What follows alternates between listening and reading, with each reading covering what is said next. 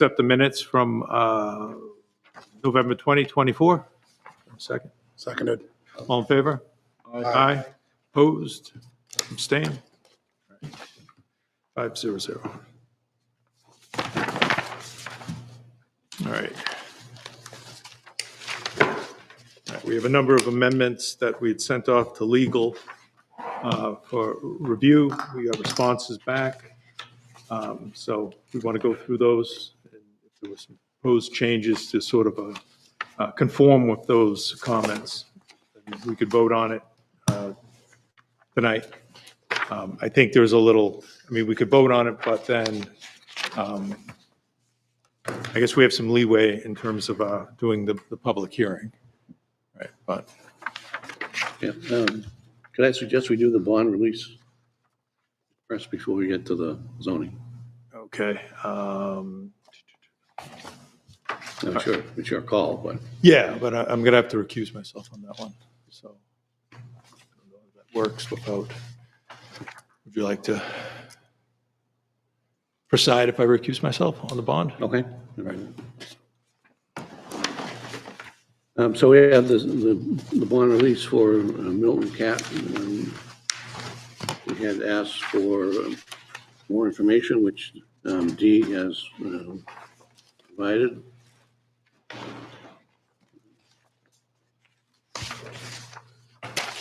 So essentially, the request was for bond release, leaving all but $7,500 in the bond amount.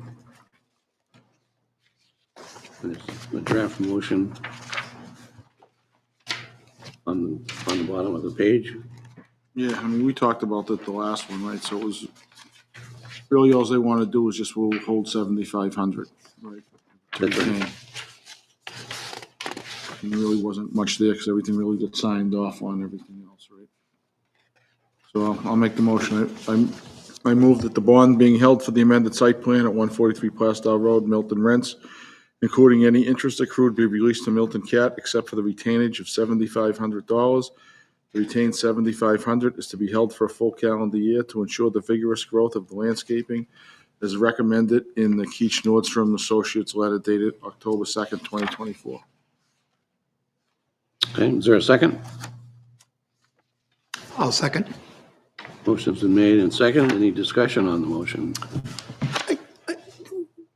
At our last meeting, we were going to get a check, some sort of checklist or worksheet calculation. I didn't see that. Yeah, from what I understand, there isn't a worksheet on this, is that right? That's Jen? what I was told. There is. no Because everything's zeroed out, because everything's completed. The worksheet's basically if there's any work left to be done, Okay. correct? worksheet. That's what I understood. Yes. And let me ask a question. On the occupancy permit, there is a sign off for the planning board engineer. There's a line item. I have one sitting in the farm stand, so are they actually signing off on that occupancy permit? Yep, they already have. I don't know. They must have because they're in there. So. Okay. Well, the building department signs off on it, the fire department, right? Yeah, but before they do, I'm pretty sure they need to get a letter from from our engineer, Jeff Quirk, saying that all the work has been completed. Does that come back to the planning board at all? No, So once it leaves us, it's gone? unless It's in some their file. controversy comes up that has to come back. Yeah, essentially, once we approve it or conditionally approve it, it typically does not. We never see it again, even though there are conditions to the approval. We're relying on our engineer to, and I'm just asking dumb guy questions, so is we're relying on our engineer to make sure all the conditions are complete, and we never see it again. Yeah, that's right. Yeah. So the object is when we make those conditions that they're not very subjective. So a condition might be getting the DOT Right. driveway permit. So you either got it or you don't. So Right. those kinds of things. So we don't usually make conditions that require some language like a satisfactory something or other. You don't want to make them very complicated. So, Right, and you don't want to make it subjective that becomes in the eye of the beholder. I get that. right. This just to, like I said, to make me a little bit less dumb, is landscaping typically part of the conditions, or is that something we typically waive? That's on the site plan, right? Landscaping? Yeah, I mean, they either have to comply with the landscaping plan, or we often will waive, if it's between two commercial sites, that neither really are interested in a landscaping buffer. Sometimes we'll waive that. But yeah, there has to be some, whatever is on the site plan, or it's not typically subdivision, but for landscaping, that has to be verified that that's there, which is the job of the engineer. Okay, So the engineer will be revisiting next year, and they'll be responsible for following up. It won't.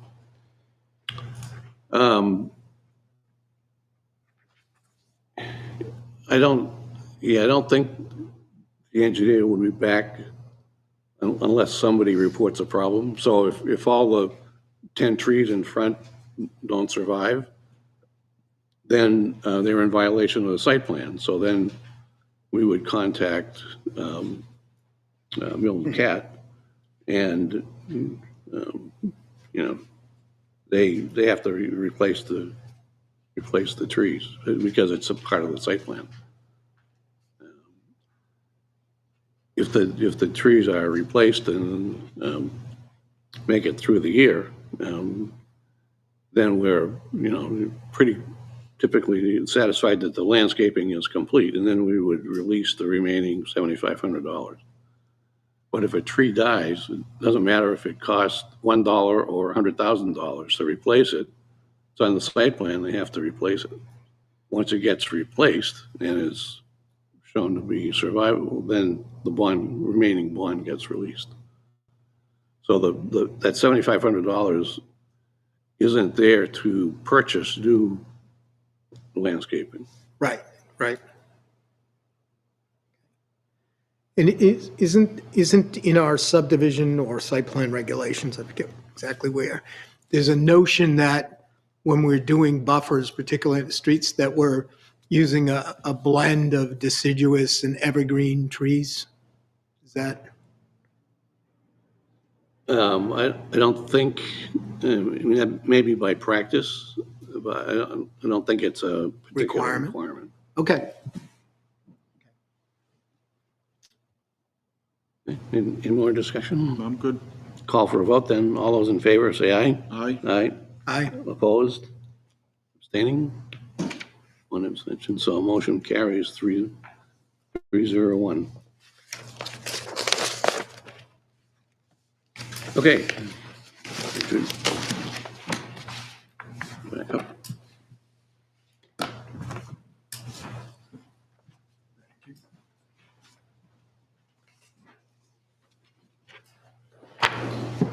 All right, about 15 minutes. Dan, you want to just take us through with respect to zoning? Okay. So we sent proposed Z25-2, Z25-5, and Z25-6 off to Planning Board Council. We got the comments back.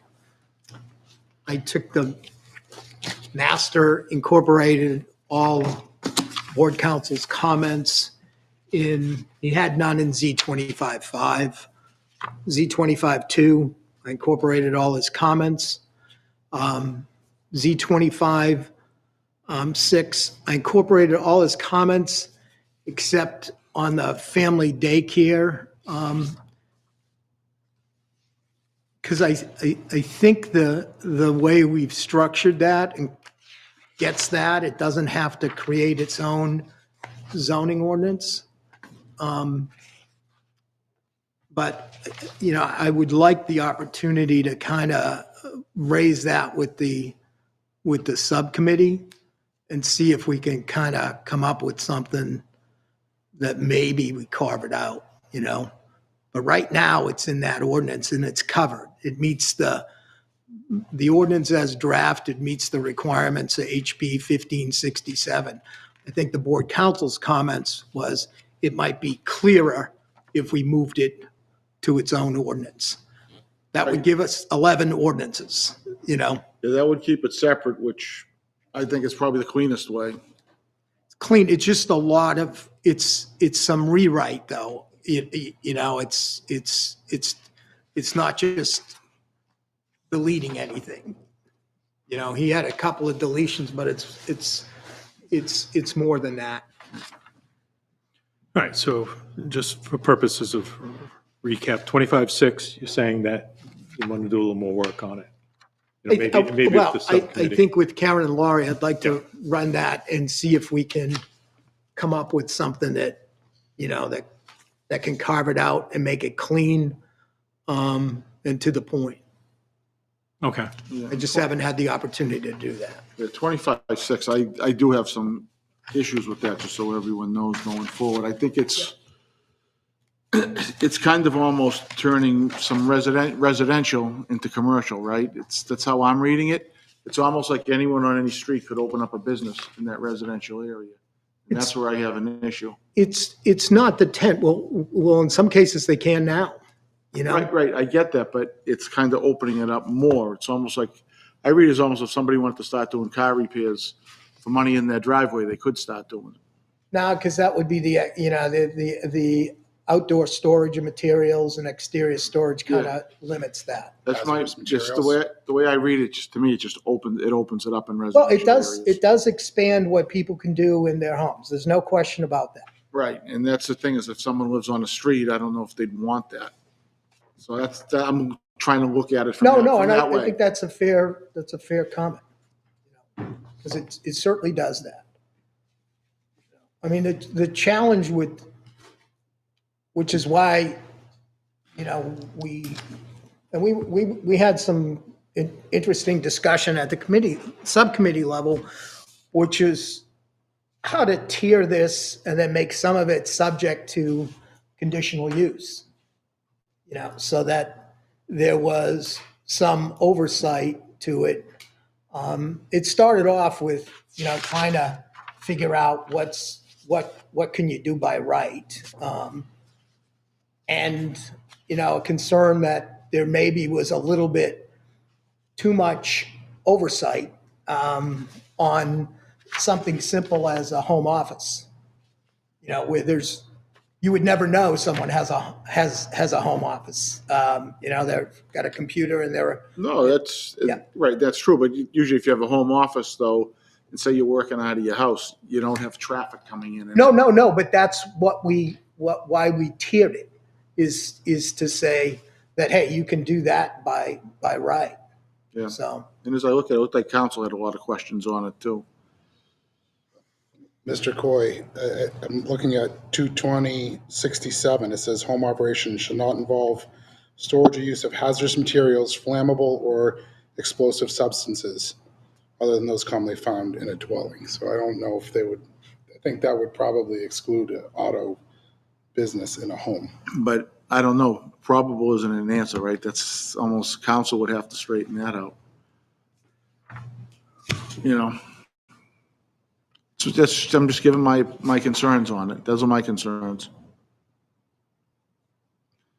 Because I hate to see like someone, you know, in a residence, all of a sudden, everybody starts doing like a small little business out of their house. They thought they moved into a quiet neighborhood. And then the neighborhood's not as quiet as what they thought they were buying because now it's open to commercial. I would say that this town makes it very difficult currently if you're running a home business, even if you're not doing any of that stuff. Yeah. So I think it would be a benefit to roll back some of those things. Because if you have a variance or a home occupancy, you have to do that every 3 years. That's on you. The town doesn't send out notifications for home occupancy, so you could be out of occupancy and not even know it. It's an odd schedule. And you can't do your other business. Say if you have another, you probably won't even find out, because this has actually happened to me before. You go to register your business vehicle and you find out that your home occupancy is out of date because it's on a 3-year cycle, and it's just one of those things. You can put it in your calendar for 3 years. It's just a very convoluted system, in my opinion. I just think it leaves it too open. That's just my opinion on it.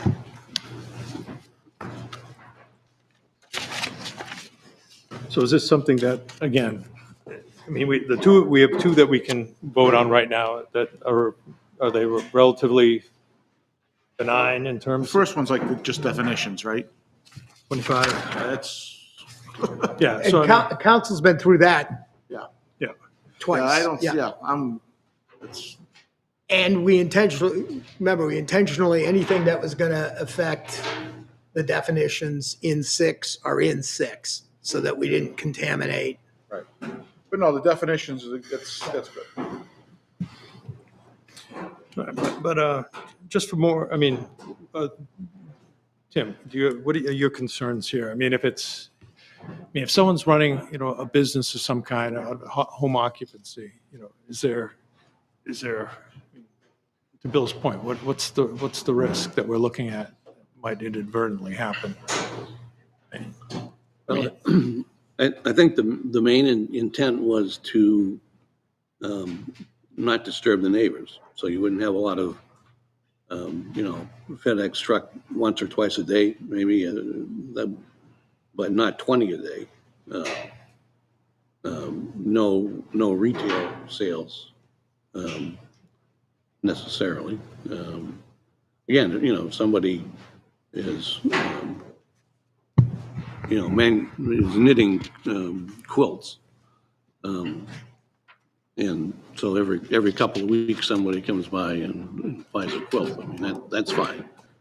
But you wouldn't want to have, so they convert the garage or a shed into, a manufacturing facility where there's a lot of traffic. So I share, Bill's concern that it kind of gets beyond. I mean, it's nice to allow people to do as much as they can with their property, but if you're the person sitting next door, it might not be so nice. In your opinion, is there a way to, to sort of expand this type of idea, but also how would you go about addressing the concerns of, let's say, it's a residential neighborhood?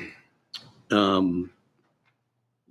don't know. I haven't had time to think about that. All right. If it's eventually going to get done, I'd like to see it get done and get done right instead of trying to slam it home at the last second. To me, it's something you could look at for next year if you had to, if we're running out of time, right? Just to make sure it's done and done properly. And everything's covered the way you want it written, not just put it in and leave things open-ended. That's my Right. concern. Okay. Because I don't think someone in a residential neighborhood, all of a sudden, you think it's a quiet neighborhood, and you start getting all this traffic on there, doing whatever. That's my concern. So we're up against the calendar on this one then.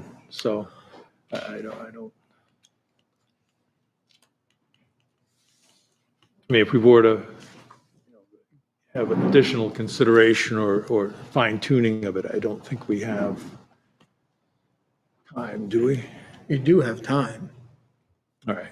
It's the next meeting, so the last. You'd have to deal with it on the next meeting. That's probably realistically your last bite at the apple. All right. So do we want to vote on the other two?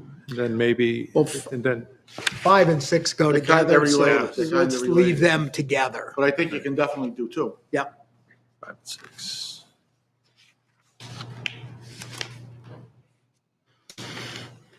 All right.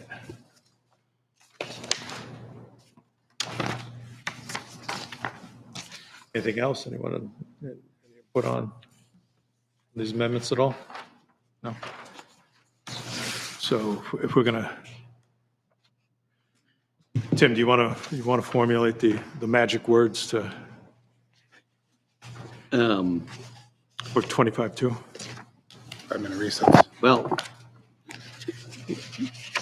yeah. I mean, the next step would be to post this for a public hearing on a date certain, which would be January January, 15th. I think, but That's our first meeting in January, I think, right? The 15th? Or is Yes, it because the other Yeah. one falls on the on first. The holidays are not our friend this year. yeah, so if we vote anything tonight, we're looking at a public hearing for January 15th. we can make that same motion in our December 18th meeting too. So I think we wanted to try to get definitions for all of the uses. So I almost like to defer this discussion to the 18th. And there's still, on the 18th, there'd still be time to post it to a public hearing in January. Okay, If we post it for a public hearing now, then this is the text that has to, right. let's go to the public hearing. Not to say you can't make changes at the public hearing, but, I don't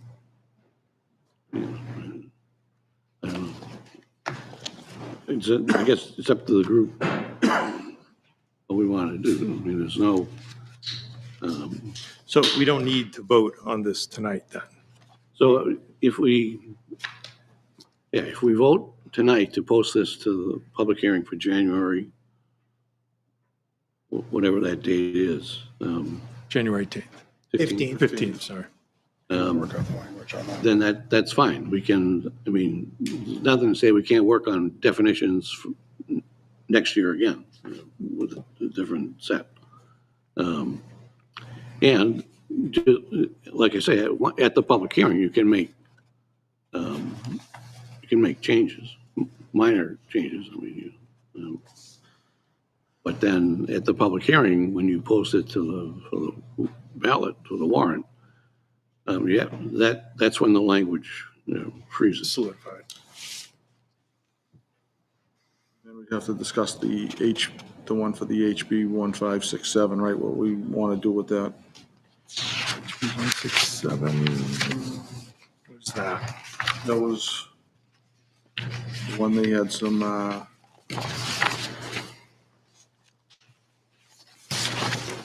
for in-home daycare. Got the memorandum. Indeed. But that's the suggested warrant article language, so it can be on its own how we want to do it. It looks like there are two options there. You can certainly discuss that at the next one to figure out how we want that one to be. I'm not seeing, where are you seeing the memorandum? Yeah, it's in the,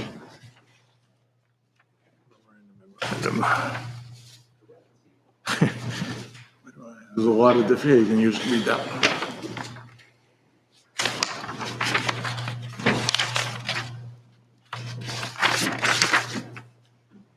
so that's what I wanted to suggest to Karen and Laurie, that we sit down and try to figure out how to take what's in the existing 6 already, which deals with 1567. But And if we can create in its own ordinance using that as the guidelines. All right, so 6, We haven't looked at that. okay. Or It's something to I know discuss for at the one, I next haven't. All right, so tonight, we can postpone Yeah, that's these what I'm until saying, the yeah. next one. We don't need to Yeah, take any action on it. No, just so we know, we'll have that one to Yeah. discuss. So That's all I was saying. 2, 5, and 6, and then also the memorandum need Yeah, to be, HP one, sorry. need to be considered for next week. All right.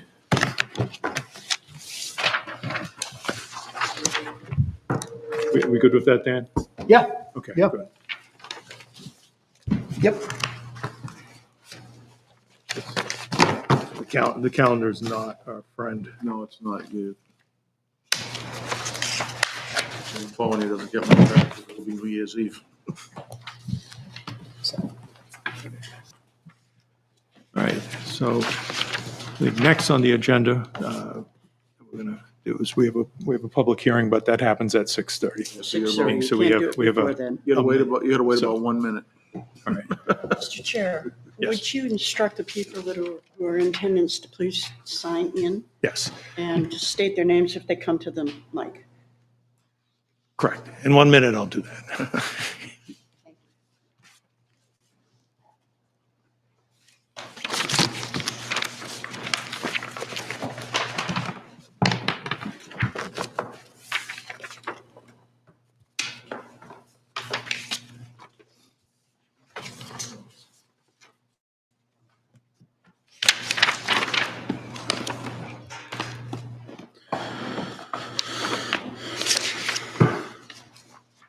Come on. Put it in my flash drive and any of that yet? Yeah, Members of the Conservation Commission, if they want to come up and stage up here in preparation for the public hearing, that'd be appropriate yes, now. yeah.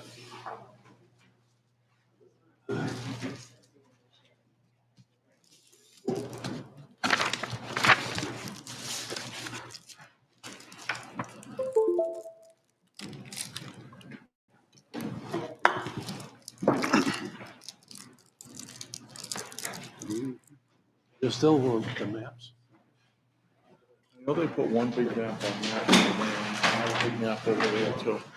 Yeah, you can put that, I know there's already a couple maps, you can put a couple, give them a couple more. Yeah, maybe give one to Mark. Hello.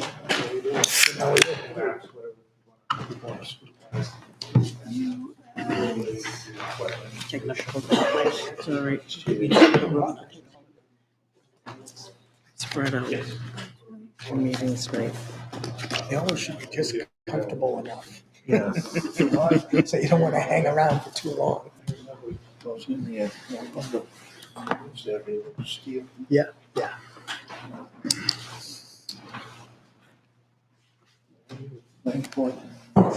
My name is Dan.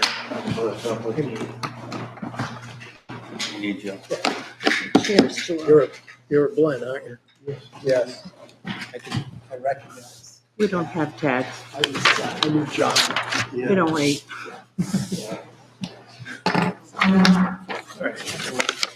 Yeah, now we have.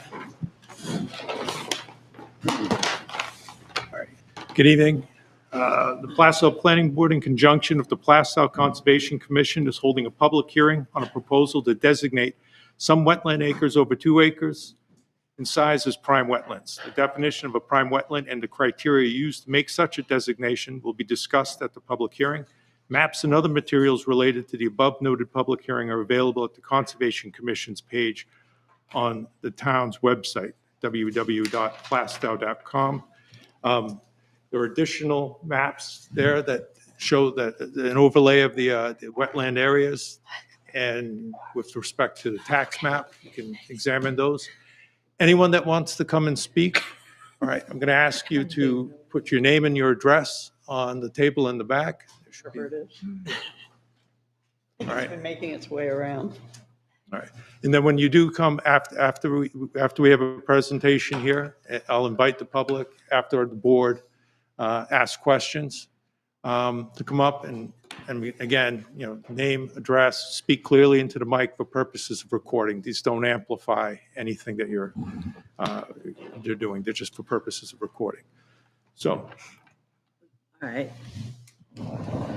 Hi, I'm Jill Center, and doing the presentation tonight will be Mark West. He's got a slideshow presentation, so if you'll be kind enough to let him have the floor so he can explain what he's worked on for several years. We started this project before COVID, and we made some changes from last year's presentation, and he'll be explaining what the wetland inventory is, what the qualifications were for prime wetlands, and we'll let him get started. Go ahead, Mark.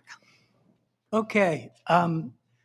My name is Mark West from West Environmental. I'm a certified wetland scientist, and I have done over 25 prime wetland studies in the state of New Hampshire. And just a quick show of hands, how many of you were here last year? Okay, so I'll go through this pretty smoothly, and since a lot of you have seen this, it's about giving you the background. Basically,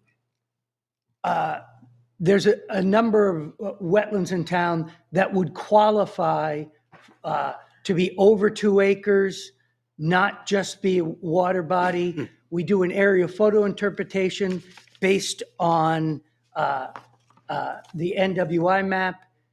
We do field verification from roads, public access, parks, things like that. And then any wetlands that narrow down to narrower than 50 feet would be separated into 2 wetlands. This is the NWI map. It's the National Wetland Inventory Map. These were done by the Fish and Wildlife Service. This represents maybe or approximately 50% of the wetlands in the town. So they can't identify every wetlands through aerial photos and things like that, wetlands that don't hold much water, things like that. So they wouldn't show up. So most of the ones we looked at were within this grouping of wetlands. We use something called LIDAR. You can see on LIDAR, it gives you more detail of high ground and low ground. And so you can see the NWI wetlands, they were done before LIDAR with aerial photos. Once you have LIDAR, you can see this is at the same elevation as this, and this wetland is of a different size than was mapped on the NWI. That's why we have to do more accurate mapping for all of this to make sure they qualify. So you could see on that wetland before, it showed that it was this area and this area. And then when we go down here, we can see it's all connected by looking at the LIDAR mapping. We performed an evaluation of the wetlands functions and values. And in order, we use the New Hampshire method, which is what's in the state rules. And the wetlands, to be a prime wetland candidate, must have 4 primary functions. When we talk about primary functions, it's comparing those wetlands to all the wetlands that get evaluated. These are the functions that were evaluated, and most of them are pretty explanatory.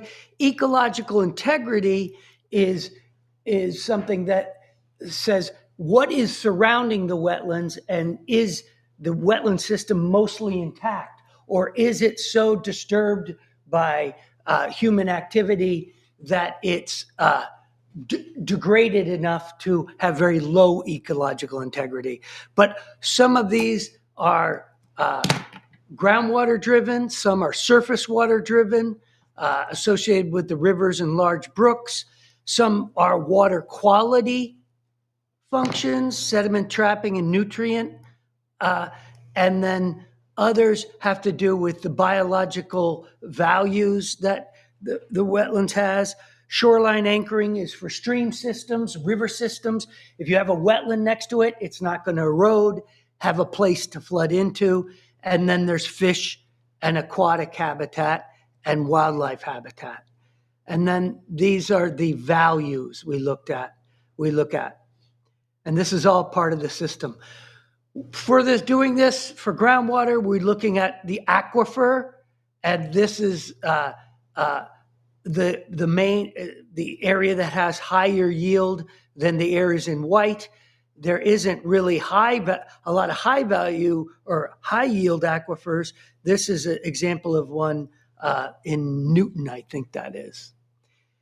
These are, in these colors, these are the 100-year floodplain wetlands, which obviously are important during these major flooding events.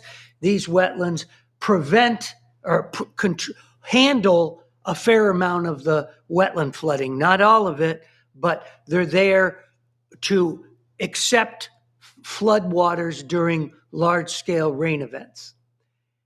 And then these were all the wetlands that we did the functional evaluation of. So it's less than what the NWI is and less than what was actually proposed for prime wetlands. It was narrowed down through the evaluation and mapping process. This is the table of the functional evaluations, and each function had a score, and then we looked at the higher scoring wetlands to identify the prime wetland candidates. So there's 21 wetlands.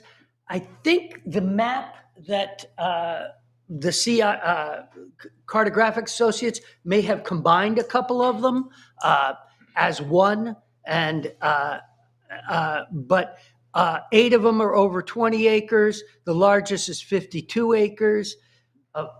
9 of them are over 10 acres, and 4 under 10 acres. They combine for 386 acres, and it's about 5.6% of the town. And when you add that buffer, it's probably about 8% or maybe 7.5% of the town that we're talking about that would be in the prime wetland and in the town buffer. There's the idea of each of the wetlands. And then for the prime wetlands, we've already gone over these functions. We prepared a final wetland evaluation and designation. They prepared, and this is the map that's visible and that was up earlier, which shows the prime wetlands on the tax maps. Landowners affected by the prime wetlands were designation were notified, and the next step is the town vote to pass a warrant article, and then a final package goes to the DES. The regulations are that there is no state DES 100-foot buffer to these proposed prime wetlands. There's only a local buffer. So the DES will only be regulating as a prime wetland the areas of the prime wetland itself, no buffers. It's the town buffers that are also being evaluated and proposed by the Conservation Commission.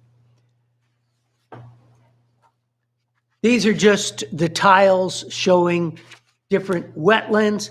A lot of them are associated with Little River that comes into the town and goes across into other towns. And this is the Little River that drains down. And these are specific wetlands that were all mapped that are proposed to be designated. And so each one has a tile showing the various wetlands. The lighting isn't fantastic here to see the angle, but the bigger overlay map has different colors.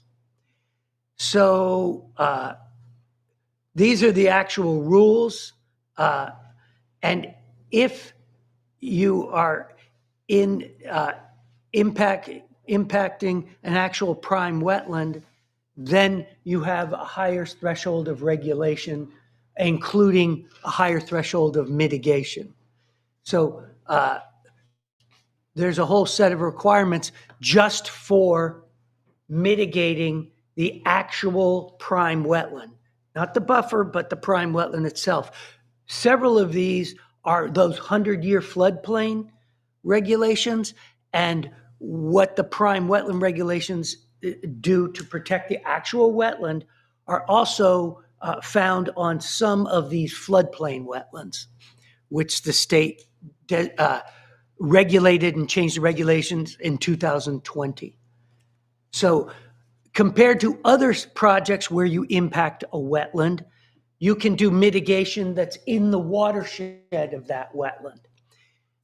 If you're on a prime wetland impact for the DES, they want you to look at on-site mitigation, not just in the whole watershed. So it's a higher threshold of mitigation.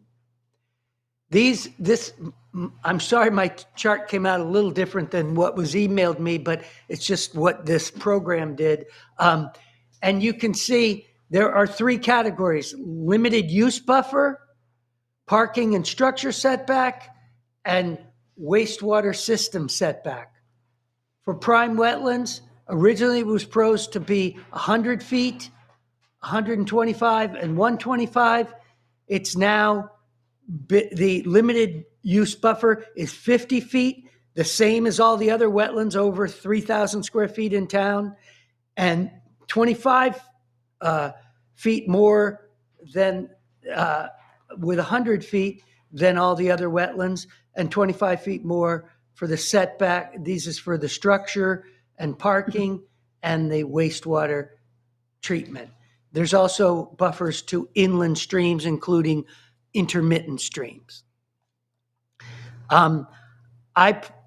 This is from the limited use buffer. These are the permitted uses in that buffer that can happen. And there's a list right there, including well water supplies, recreation, forestry, agriculture.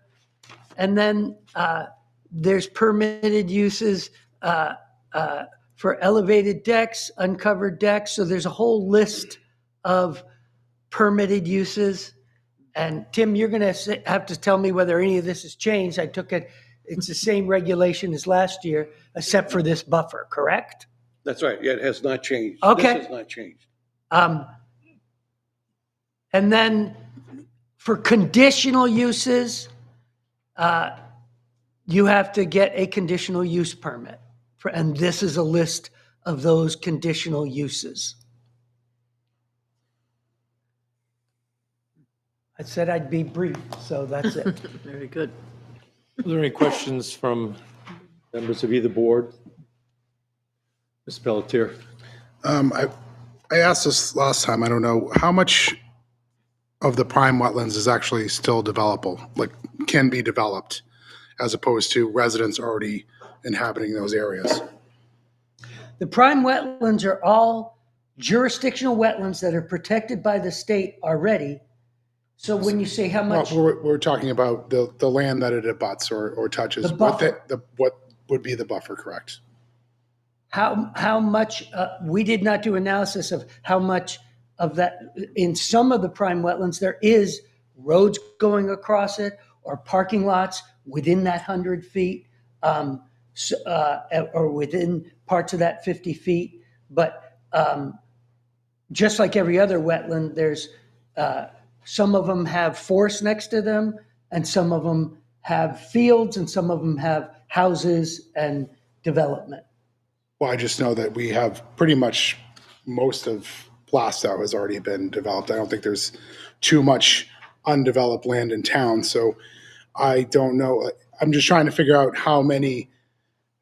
I can understand. I don't think any of the people in this community want to do anything with, damaging wetlands or anything like that. But I think this is going to impact a lot of homeowners already here.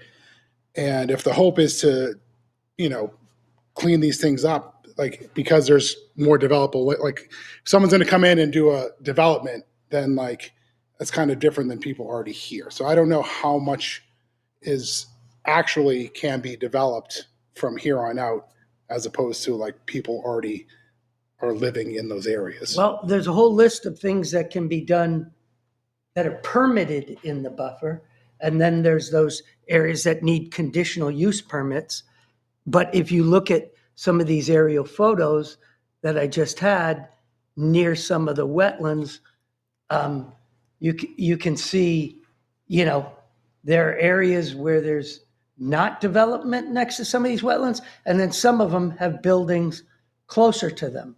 So Well, because I know we did not do because some of those are some conservation, right? Some of those are Pardon me? some of those are actual conservation areas. Some of them are conservation, but some of them are just areas of houses or areas of that just are not developed yet. But I don't know if the town of Plastow has done a build-out analysis or whatever. Some towns do that, but that was not part of my charge Okay. to do here.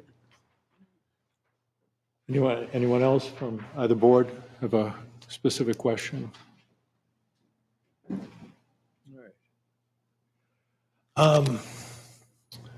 Well, I guess the concern that at least I understand is that I think there might be a sense that with a prime wetlands ordinance and a permitted use buffer or things like that, is that you have an opportunity where somebody loses use of their property, hypothetically, all right? And I think I'm just going to put it out there that if that is a concern, that apart from airing your concerns here, that's actually a conversation you want to have on a case-by-case basis with probably the town assessor. All right.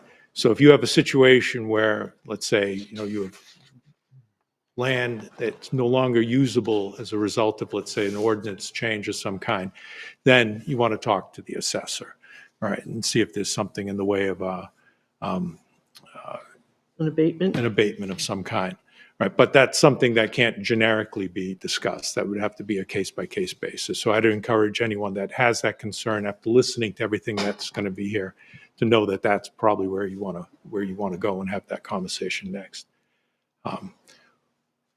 With that said, is there anyone in the public that would like to come up and address? All right. Please just speak into the mic, your name, your address. Ryan LeBrecq, 174 Main Street.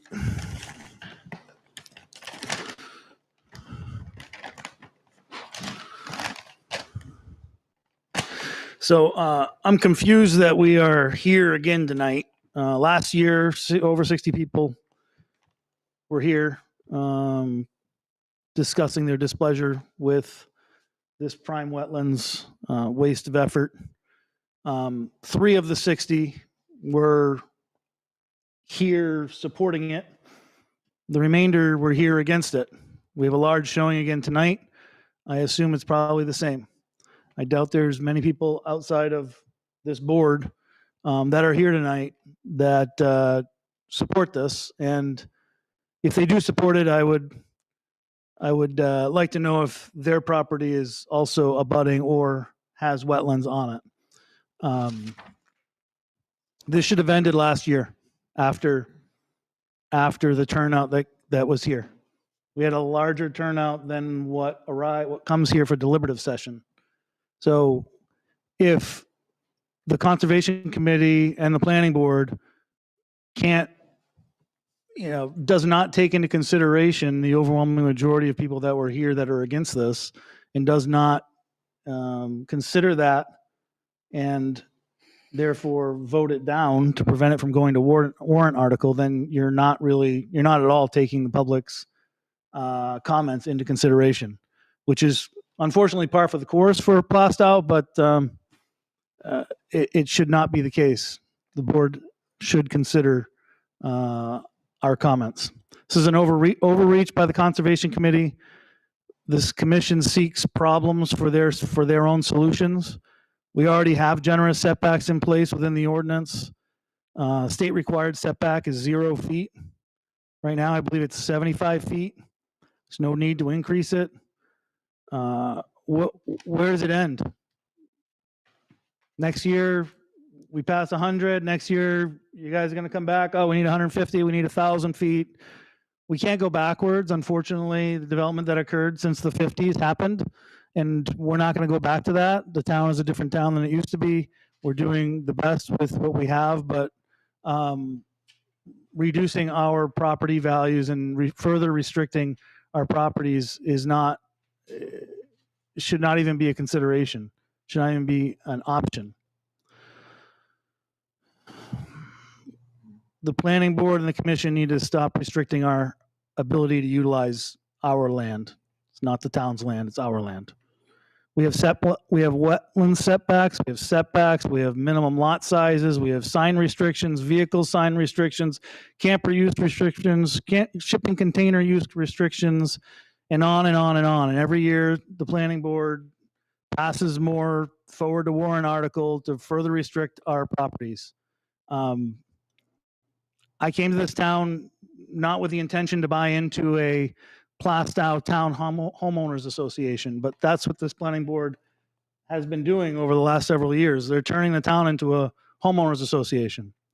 For those that live in a homeowners association, that's fine, that's your choice. I truly could never live in one because I don't agree with the politics involved, but I certainly don't agree with making our town wholly a homeowners association as well, which is what's been going on. Stop turning the town into an HOA. Leave us alone. Let us use our land reasonably with the multitude of restrictions that already exist and stop further restricting them. As Richard mentioned, this is yet another uncompensated land grab. This reduces property values. If people can't utilize the land, they're not going to pay for that land in the same way that they would otherwise. I'd also like to know how many board members are affected by this change. Last year, there was nobody on the Conservation Commission that abutted a wetland or had a wetland on their property. So you're all asking us to sacrifice for the greater good is how it was put last year, but you're not part of that sacrifice. When I asked last year how the Concom came to the decision to pursue prime wetlands, I was told that, quote, other towns have done it. That's not a valid reason. Can we just stop being like other towns in all ways? We don't need to copy what's going on next door. These commissions are set up to manage conservation lands purchased by the town, stick to finding ideas for those properties, and leave my property alone. This continual overreach lends me to believe that the commission's charter should be limited to town-owned conservation parcels only. Shouldn't have any jurisdiction to present anything affecting anything other than those town-owned conservation parcels. I ask that the planning board vote this down and stop it from proceeding to a warrant article.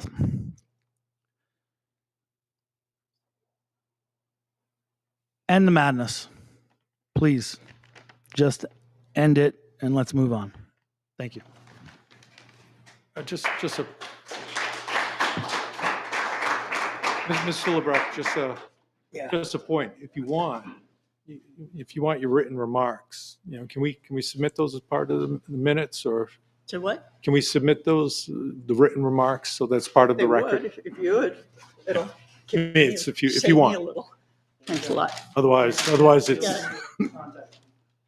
No, I can read that. Question. Not bad. Actually, I have an email that I received in sort of in the center from a resident, Calvin McCrillis, and what I would like to say also, before I read it out to enter it into the record, is I'm not for this at all. Our property will have to go to the assessor because we are probably half of one of the wetland areas that they're going to. So I'm not for this. I will, if this goes to warrant, I will not vote for it. And I let the Conservation Commission know that as well. So from Mr. Calvin McCrillis, whoops, where'd it go? Just had it, sorry. Good afternoon. I regrettably am out of town and will not be able to attend the planning board discussion regarding the expansion of the prime wetlands. Please consider this an email in objection to any expansion of areas designated as prime wetlands. Additionally, if the board in town does decide to expand the areas designated as prime wetlands, I believe the affected property owners should be compensated for the loss of use of that portion of their property, and tax liability should be adjusted to reflect the usable land from the parcel. Please contact me, Calvin McCrillis, at att.net if you have any questions. I will forward that to you. You're welcome. So he wanted to get that on the record, and I respect his words to be able to do that. Excellent, thank you. Anyone else from the public want to come up and speak? Again, just state your name into the mic, your address.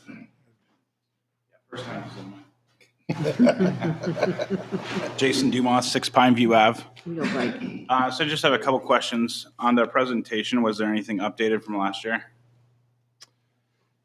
Just the amount of the setbacks are different. Why wasn't that posted to the website? I believe it is. It is not. So if you're going to update something, it might as well be posted to the website and Website's last probably change the date of it. Read September All 2023. right, so updated information, we just need Yep. to verify on the website, correct? Correct. Right. How much would we paid Mr. West for this in total? I don't have those figures in front of me, I'm sorry. Since last year? We haven't got a bill for this year yet. And he's only done limited work this year. Most of the work was done last year. He hasn't done a lot of work this year.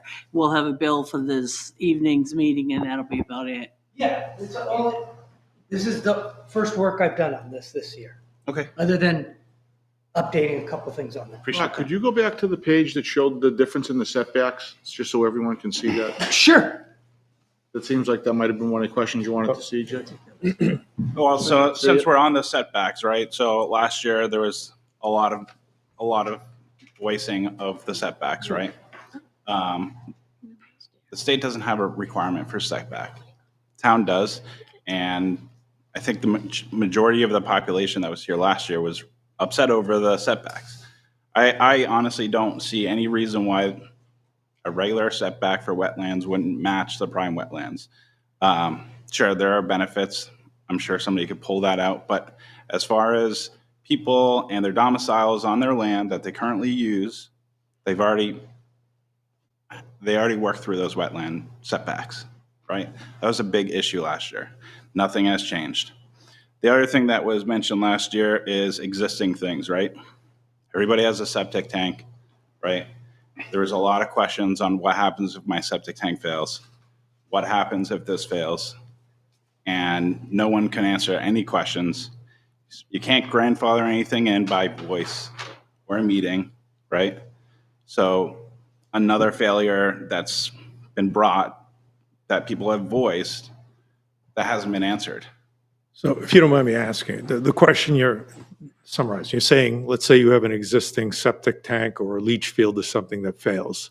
All right, that's your question. Sure. I mean, is your concern that all of a sudden Anything, your house you could can't burn put it, down. you can't put it in subsequent to if this passes?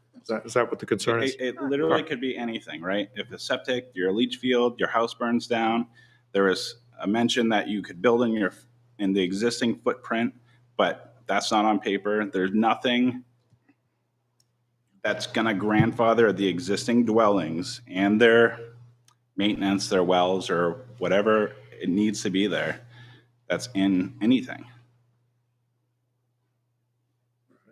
I don't understand what you're saying. You're grandfathered. You're not By grandfathered law. in. Not if it fails. We're not, if it fails, if your house burns down, So you have show me the law. You couldn't produce it last year. You didn't ask me to produce We- it last we can- year. I No. will post a video next. And I'm not going to have that discussion. But there are laws in this town and rules and regulations. If your house burns down, you can build in the existing footprint. I'm not taking That's a your word for planning it. issue. That's not a conservation issue. Well, we're at a planning meeting. Tim, if your house burns down, can you rebuild in the existing footprint? With the prime Well, wetlands setbacks. Yeah, you can absolutely do that. Am I gonna have to pull more permitting because of the prime wetland setbacks? No. I think what he's saying is that if the septic system fails, now he's got to put a new gotta one in. go another way The only place. place logically to put it is closer to the wetland. Is that going to be unallowed and make, I think that's what you're asking, These are right? questions Something that like were brought up right? last year, and no one can abide by that. And I don't think that there's a general covers all type of. But those are the statement. questions that were asked last year that we're expecting answers to. Mhm. I mean, that's the whole point of having a legal notice and a legal meeting is to ask questions, right? Last year, that was brought up. This year, it's brought up, and there's still no definitive answer, right? So, I mean, So is the question then, I mean, if you had an existing septic system that failed, and you're saying that for some reason, you can't put it exactly where it was after it was taken out. I mean, you can use variables, right? But I just don't understand why we would increase prime wetland setbacks when we already have an existing setback for wetlands. In my eyes, the wetlands are the wetlands, whether they're prime or not, because they're on my property, and it might not be 2 acres. There's a lot of questions that still aren't being answered. The information's not being put out. We did get the legal notice, and information might have been on the website by the time the legal notice was there. But there's a lot of things, right? I'm 100% not for this. I think that protecting wetlands is good, but classifying something as prime wetlands just so we can have some type of payment from the state because we have prime wetlands or whatnot, or some tax We're not relief. getting a payment from the Well, state. There are some benefits from the state, and Mr. West mentioned that last year. And that's why would communities make prime wetlands? Protect them. They have certain qualifications that they had to meet. Mark, do you want to? You don't get any money from the state to Right. designate prime wetlands. It's done to protect flood store, all the functions that are there. These particular wetlands are providing way more of those functions than all the other wetlands in the town. As far as septic system, the DES is involved in Which is repair, another thing. replacement, and they approve septic systems, and they would have to approve any redoing of septic system or things like that. But if you had a fire or if you had a septic system fail, you also can go to get the conditional use permit or whatever you need to do, or variance, because in certain cases, you would deserve it because you had no option if you had no option. So That's the You gotta be able to point. get Is a that variance for anything. you still have to jump through additional hoops because we're now in a setback of the prime wetlands, not because I know, I that the see prime that. wetlands are there. It's because of the setbacks. Right, but you have to jump through new hoops, additional hoops, just to repair and replace the septic system Exactly. by the DES. All right. Yeah, you can get the Is there variance. anything else? I want to give other No, people a that's good. chance. But I mean, in terms of your questions, I mean, what I'm just memorializing, well, I think, you've reiterated that, like what happens if there's a failure, it needs to be replaced, house burns down, can you replace in the existing footprints? But, I'm not taking anybody's word for it. I mean, it has to be published. I mean, there's a lot of questions that were brought up last year that still aren't answered. And that I'm sure will be asked tonight. okay. Anyone else?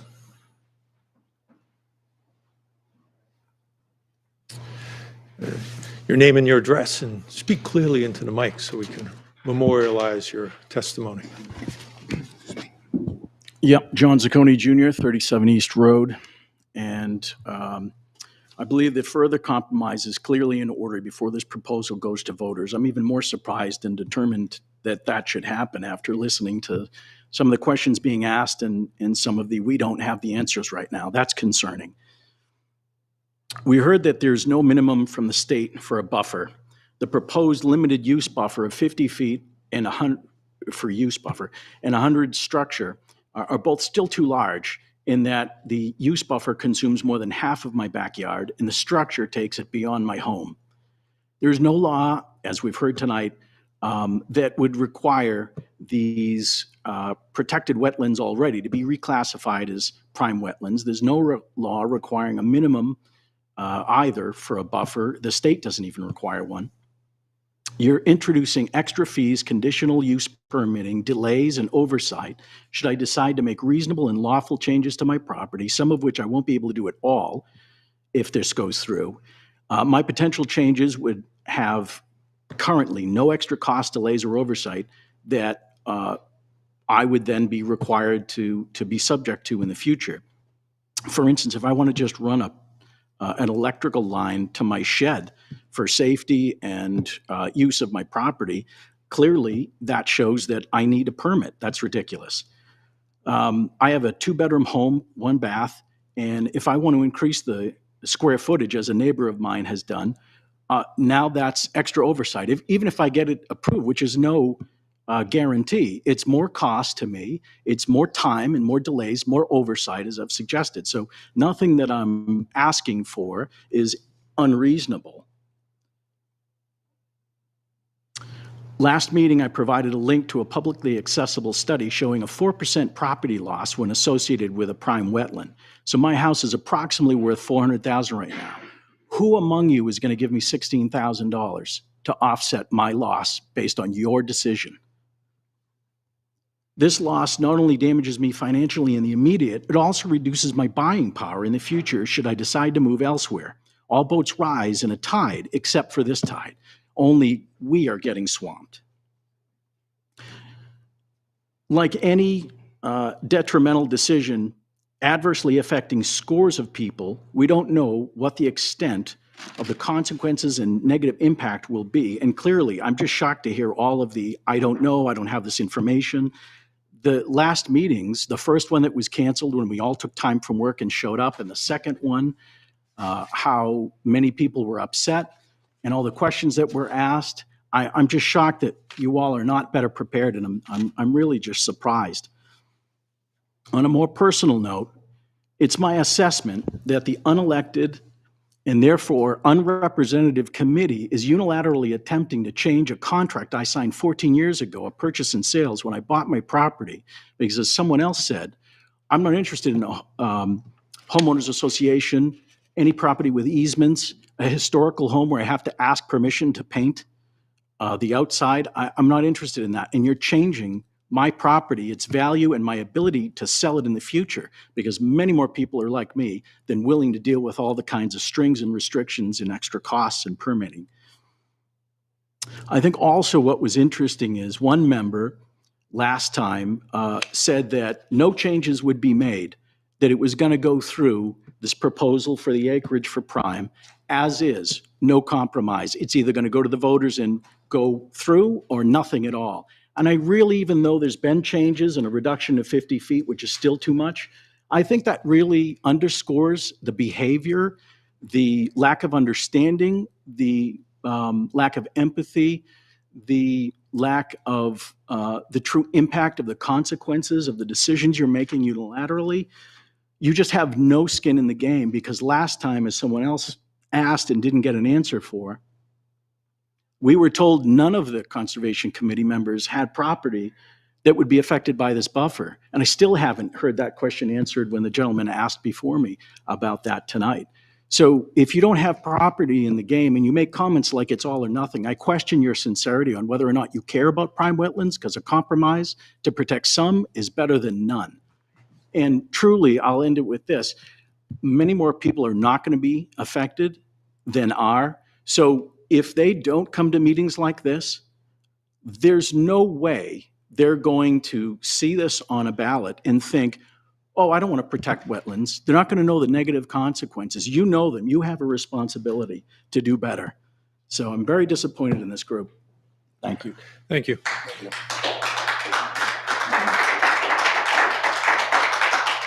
Just one comment, just so that it clears something up. I mean, this is a public hearing. This is your opportunity to, to have your say and convey what your concerns are.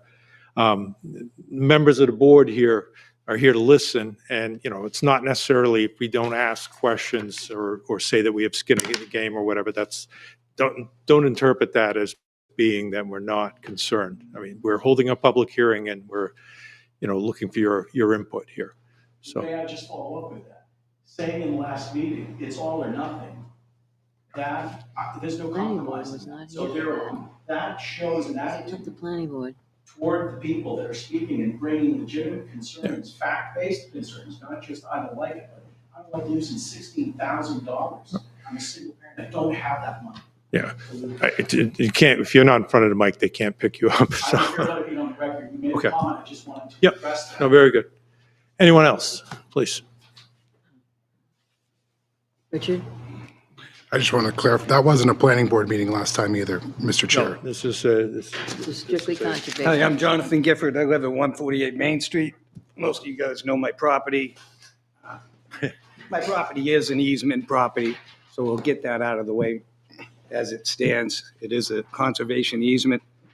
I have one quick question, and this isn't insultive to any members sitting in front of me, but can I have a show of hands of how many people have wetlands touching their property or affected by this?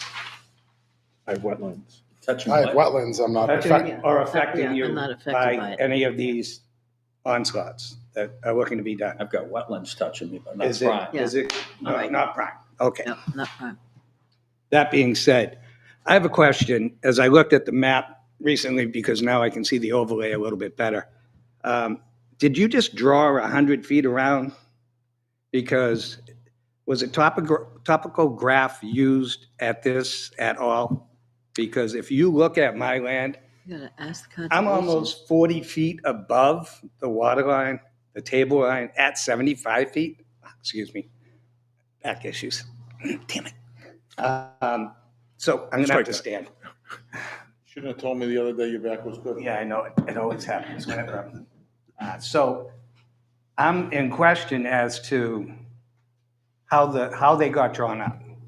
All right, so your question is what, the methodology was used to draw Right, these because up? quite honestly, if you walked my property, which I don't believe you have, because you didn't ask my permission, and if you did it through whatever other means you have, Right. drones or whatever, Right. you would see that the elevation of my land is considerably not anywhere near a wet. I've actually had it perked for putting a portable bathroom out there for the Boy Scouts to use. So I know that land is not wetland.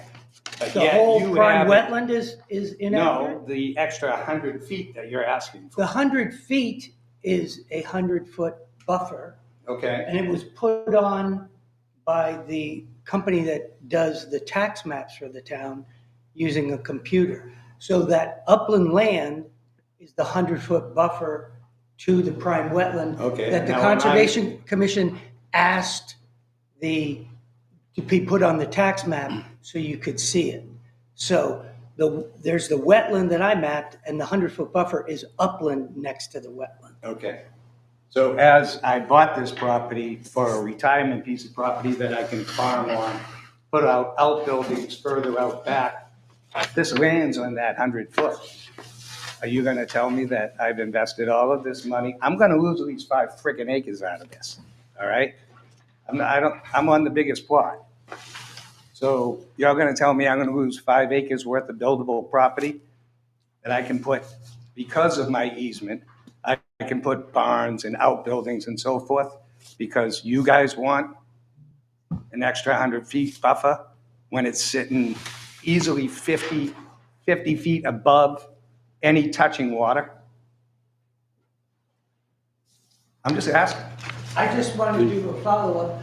There was agriculture was listed in 2 parts of the Agriculture is activity. planting.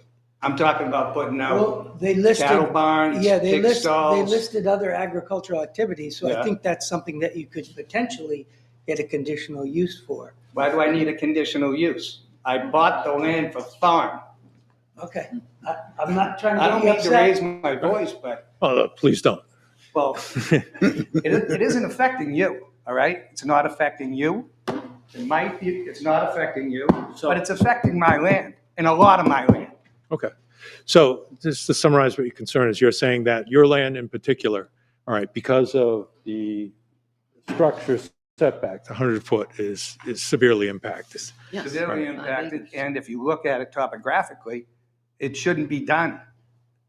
Quite honestly, again, I had the Boy Scouts out there camping. I had a perk test done to put a porta potty back there. Perked out fine, without a problem.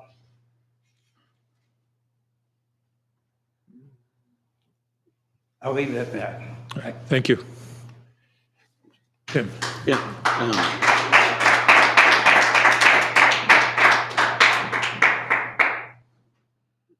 Two things. It's been mentioned already.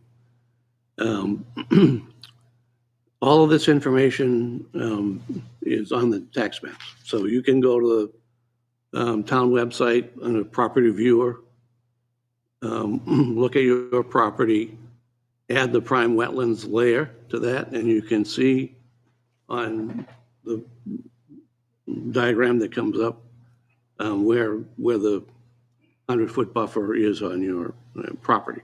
Where's the dimension from? Where, I'm sorry?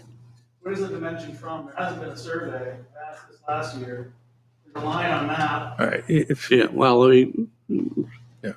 get to that. I'm pretty sure that it does not take into account elevation. It's so 100 linear horizontal feet. That's where that comes from. And the computer program does that. And that's a result of, this map is a result of composite of all the wetlands. If you come to the planning board for any type of improvement, or the building department, if it's just a single-family lot, you can, if you think the designation of the wetlands that appears on the property is not correct, you can hire a soils wetland scientist to remap. And they're, Mr. West does this work, so we can get them. okay. Well, let me just, hold on a sec. No crosstalk. Let Tim finish. The planning board is, for as many years as I've been on, when wetland scientist comes in and designates where the wetlands are, you're free to hire somebody else if you still don't agree with that. But 99 out of 100 times, the wetland scientist has gone out and flagged material. So in the case of Mr. Gifford's property, it's pretty obvious that if you're 50 feet above the wetlands, you're not going to have, you're not going to be on wetlands soil. I'm sure there are cases, I mean, by the onesies and twosies, there's always cases, but there are, you can come in with, if you have wetlands on your property, they need to be designated anyway. So whether the line for the wetlands is the wetlands themselves or the buffer, there's no additional cost to that. Right. And the other remedy is if you are proposing a project which intrudes into those buffers, which is not in the permitted use of the limited use buffer, you can do a conditional use permit. And I think in the permits that have been issued to date, I think the conservation and planning boards have been I mean, you can't do necessarily everything, but I think we've been pretty liberal in allowing people to make improvements to their property for the very same reason. I mean, you bought the land to do what you want to do. So there's that. I don't know off the top of my head what the cost of the conditional application, conditional use permit is, but it's in the fee schedule for all of planning board So in fees. terms of remedies, we have, if you have a question about whether or not there's wetland or what, a soil scientist, if you want to hire one. And if you're going to make improvements of some kind on your property, a mechanism would be to come to the planning board for some sort of conditional use permit of some kind. All right, or the Well, Conservation Commission. Yeah, planning board, Right. if it's a multi-lot, Yeah. but single lot improvements don't go to the planning board, they go to the building inspector. Right. Building department, building inspector. So building department would handle single-family type situations where you need some sort of a relief. Named it, exactly. Okay. Anyone else? It's a big one. Come on up. That's what I found out when I joined this group. He really runs things.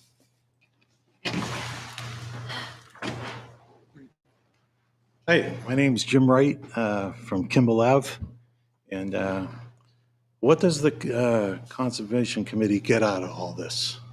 This little bit of buffing and all these buffers from what's already said. Can I speak to that? Sure. One of the reasons why we dove into this was there was a large commercial property development that occurred a few years ago. And the Conservation Commission received a lot of criticism for not more vehemently protecting the wetlands that were claimed to be very, worthy of being protected. And so one of the ways to do that is to rank the wetlands, and that way you can more vehemently defend certain wetlands over others. Because we're in a position as the Conservation Commission to review plans and stuff like that and say, okay, you can do this, you can't do that. Well, how vehemently should we defend certain wetlands? And one of the things that Mr. West described was a way a program that's in New Hampshire called the Prime Wetlands Program. And that wasn't the reason why we did it, because other towns did it, was we were looking for something that we could rank them and more vehemently defend those wetlands that are more beneficial to the community. And Mr. West, very scientifically, methodically, scientifically ranked all the wetlands, and unfortunately, those are the ones that ended up being the most important. There's some wetlands which are already destroyed. Why protect those? Those are the most precious wetlands that the town has. Okay. And as a conservation member, I like to know which ones I want to defend as the Conservation Commission member, and even though I don't have one of those wetlands on my property. So I don't know if that answers the question, and if that is the sentiment of the Conservation Commission, that was one of the reasons why we went through this program. Okay. So you brought up parking. Parking vehicles is a problem with this buffer. There's certain construction, and there's different aspects, yeah. Okay, what does that obstruct as far as your wetlands? I think that if you have parking lots right next to wetlands, then, if you imagine that this is the wetland and the parking lot goes right off of it, Okay. and runoff and grime and dirt and everything goes right into the wetlands, and we're trying to protect groundwater resources. Okay, yet you say that parking a car, they're going to have runoff go into your wetlands, correct? If they may have something going on with their car. Right. Yet you have how many feet of wetlands with freight trains running right through the middle of it. Oh, there's a lot of development already. We can't. Well, I don't, that doesn't all, answer my question. You're letting a freight train drive right through your wetlands, yet you want to obstruct everybody in this room's living for minor things like parking and setbacks, for things that aren't going to do half the damage that a freight train, you don't know what's falling off those trains going by, diesel fuel, dumping all kinds of stuff down there. Yet we're all getting bothered by the Conservation Commission over buffers and setbacks. Why not leave us alone and let us live and find a better way about it? Wouldn't that make more sense?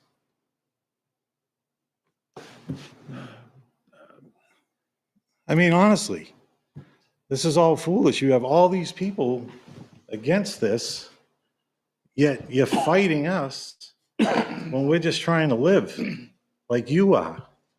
Yet you're not going through any of this because you're not living in a certain area that you feel is wetlands, you know? And they did this years ago. I had somebody from the town come down my street and tell me, you know, you're right on the wetlands, you can't do this, you can't do that. I called Concord to find out if there was any registered wetlands there. They said, no, none at all. Nothing registered down there as wetlands. Is any of this wetlands registered? Concord, Mass, or New Hampshire.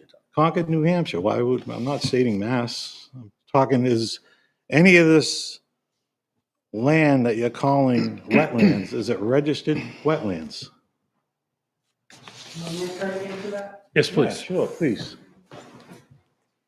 The state doesn't keep a registry of wetlands.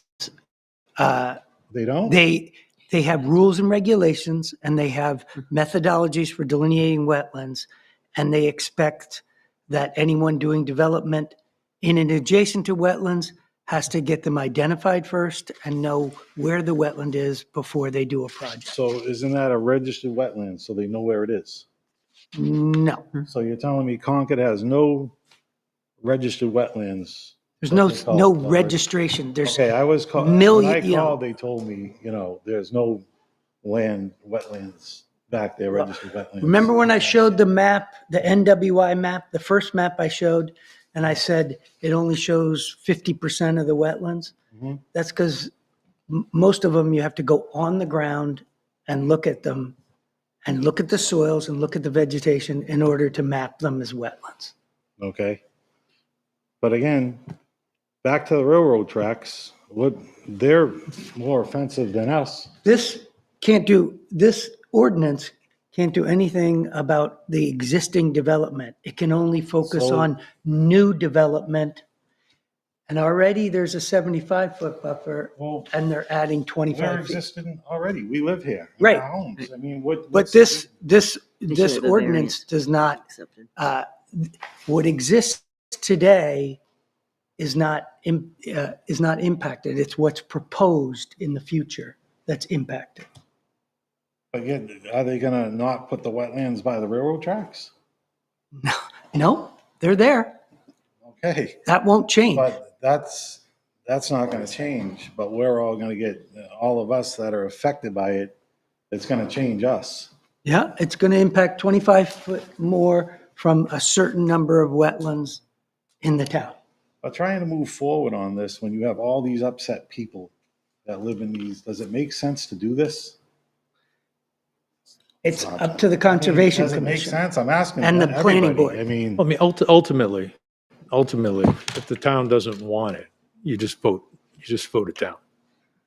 I mean, so, you know, that's what it comes I know, but to. the conservation, you guys on the. I mean, conservation- no one's, Is this something you guys want to do? Obstruct all these people's livings when there's plenty of other land you can chase after?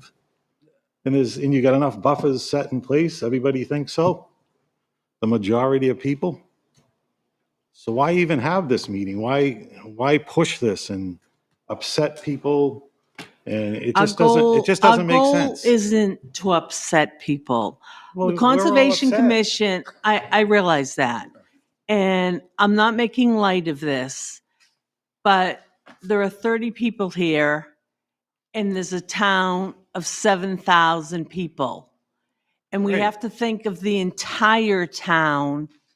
And People work and stuff like that, they can't come in. You I can't fit realize that. people in here. And this is how many people who didn't even pick up their letters, that didn't even care enough to pick up their letters. That's almost $1,000 it cost us to notify people who didn't even Yeah, because they care. probably think this is ridiculous. They Well, even if you wanna don't be read your letter, involved. you don't It's know like- if it's Okay, ridiculous or okay. not.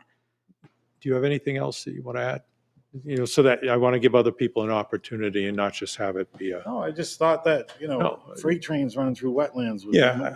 If we could stop the freight trains running through the wetlands, we would stop the freight trains running through the Okay. wetlands. But But you can't. it's All right. it's already Chase after us. it's already and obstruct happening, our- and there's nothing we can do about it. I'd like to give another person an opportunity. And if you want to come back up after everyone said something, we can, by all means, all right? But, I want to give everyone a chance to say what they need to say.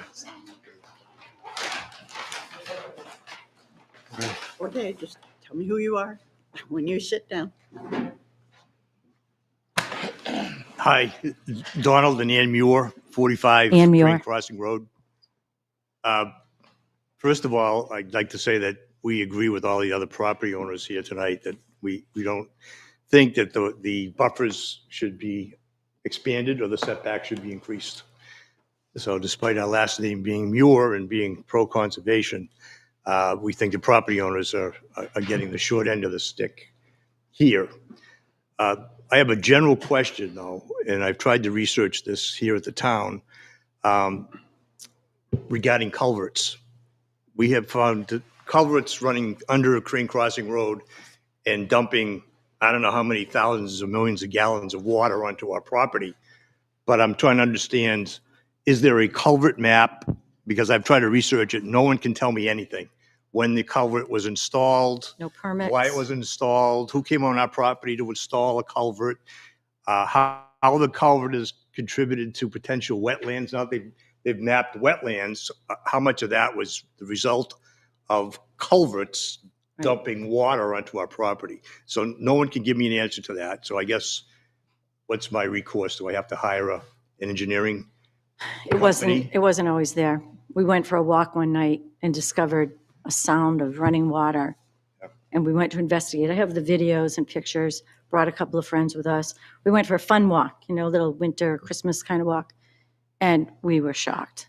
We can't get anyone to do anything about it. There's no records.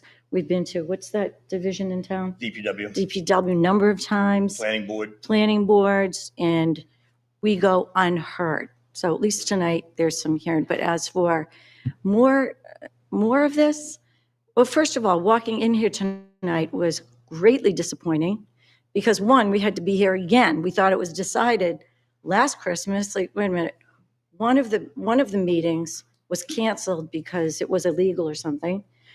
We came back up for the next meeting. There were a lot of people, a lot of disturbed people about this issue.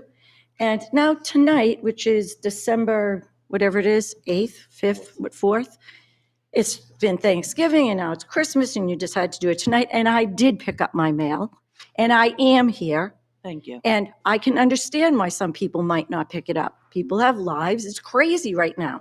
Everything's crazy. And this map you have up here, I have everybody sitting over there. Why don't you have it where we look at it?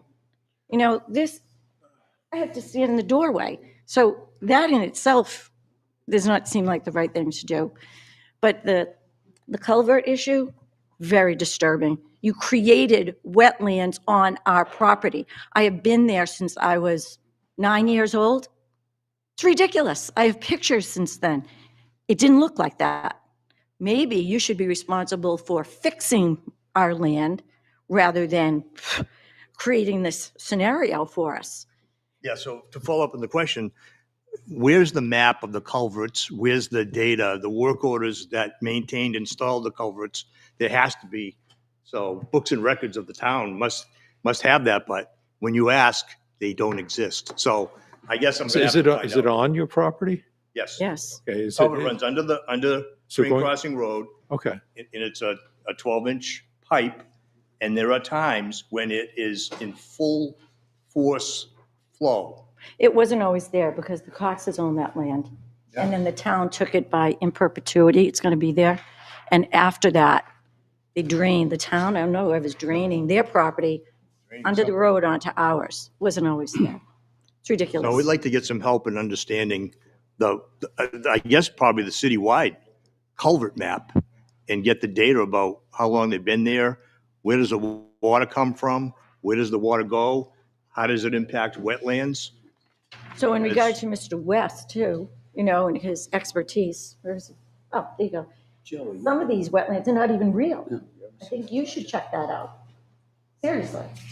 I know since I was 9 years old, it was dry and nice and we had trees. Trees are falling. It's terrible. So yes, your information is wonderful. And I'm sure you're extremely educated in this particular endeavor. But there's a history. There's a history with wetlands too. Non-existent to existing. And it is upsetting to hear people's homes and lands are going to be changed and whatever. And how many times do we have to come back here? You know, so Placerville's a beautiful place. We wouldn't have kept it this long. Just, So does anybody have any knowledge on the culverts? I'm just curious. You do. I don't. Yeah, as part of our MS4, which is municipal separate storm water systems, or You say MS4? MS4 is Yeah. commonly known. It's an EPA regulation. We do have what's referred to as an outfall map, where we need to inspect each of the outfalls, of which there's, I think, like 105, 110 of them throughout the town. that's kept here, isn't it, Tim? Large percentage of those are culverts. Although, if you ask somebody, do we have a map of culverts, that sometimes the language is, if you ask, do we have an outfall map, that Okay. oh, How do you might spell get- that? Out, is it outfall? outfall. Yeah. OUTFALL? Yeah. Thank you. Now, that's the next thing to check. And you were at 45 Crane Crossings? Tim, what department would have that map?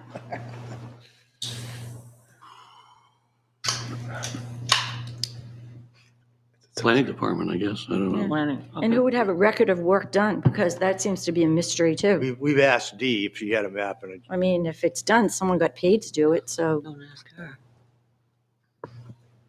there's got to be an appropriation somewhere that was approved to either maintain or install a culvert. Any idea when it was installed?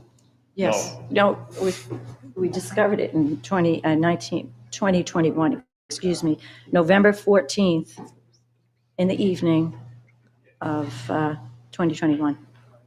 I have the videos, I have the pictures, I have the friends. I was just curious, just to try to get a time frame. Yeah. Trust me, it was shocking to us too, when we were wondering, why is everything dying? Yeah, it looks like a petrified forest in that area where the culvert dumps onto our property. And now I'm sure it's a prime wetland. And now across the street is dry. Is that on the tax map? I mean, the maps that we have over there? Yeah. Okay, Yeah. all right, so, anything else? When this particular meeting is to predispose the town meeting, is that what it is?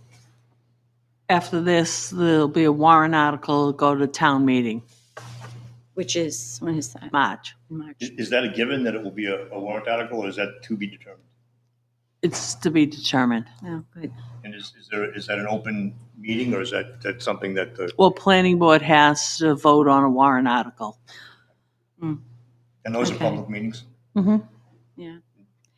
I wouldn't be too hard on the people that didn't pick up their mail. I understand our duties as citizens, but sometimes it's just, People have I lives. know, it's just the taxpayers' dollars that I are. know, I know. it's- Listen. we understand. Thank you. Thank you. Anyone else? Come on up. Right, Julie LeBrecq, 174 Main Street. I'm just very disheartened by what I'm hearing tonight. It sounds like this initiative was started because of a commercial property. Nobody here owns commercial property. There are commercial properties that I believe are abutting the new setbacks, and none of them are here because guess what? They have lawyers and they have money. They can do abatements. They can hire new scientists to test the soil, to change where you have designated the wetlands. Nobody who's a resident can afford to do that. So even though it was the commercial buildings that you're trying to help control, that's not who you're going to affect with this. You're going to affect the residents, the people who have homes, the people who want to put additions on for family members, but they don't have the money to get the stuff that they need for these new setbacks. I love nature. I think wetlands are great. But you know what? I was also disheartened this spring when Town of Plastow says, guess what? We're spraying all the wetlands for mosquitoes. Do you know how bad that is for the animals and the ecology of wetlands? On my property, I plant flowers so that I have bees and birds that come over. So like, I understand that your goal is to help the town in the future, but you're hurting the people who take it upon their own selves and their own properties to try to help the environment and the future of Plastow and try to make it beautiful for the future generations. I just think that this all started because of commercial properties, and what you're forgetting is that you're hurting residents. You're not hurting the commercial properties. Can I jump in? Yeah, it was that commercial property was a highly visible project. I understand that. We get a lot of private and commercial, so it's not just commercial, it's all across the board. I know, but the people who have the money are the people who are going to be able to jump through the hoops of this new warrant article anyways. It's not the people like us who have a house that want to, you know, like the gentleman said, he's a single dad trying to have a home for his family. He doesn't have the money to do that. And then on top of it, we're designating certain areas of prime wetlands. So like where my house is on Main Street, just down the street, it's not prime wetlands because it's not the 50 feet wide. It's not the correct size of the body, but they can dump whatever shit they want in the land and it's okay because it's not prime wetlands. They can build what they want because it's not prime wetlands. That's why there's so few people here, because you're taking all of the water that was shown on those maps and you've designated very small areas that affect limited number of people.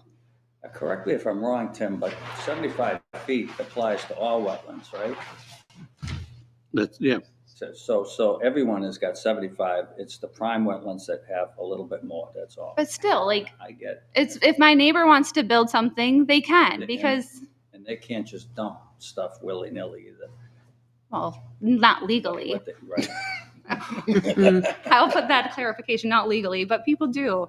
But it's just disheartening because I try to take really good care of my property, and people who know my property, like years ago we owned it, but it was not lived in and it didn't look very nice. And I've put a lot of pride and a lot of time to make our house a beautiful piece of this town. And there are things that we have talked about doing in the future to the back of our property that would also make it even more beautiful that are in jeopardy because of this. And I'm not the only one here that is in that situation. And it's unfortunate because I want to know that my town cares about us. That's all I have to say. Thank you.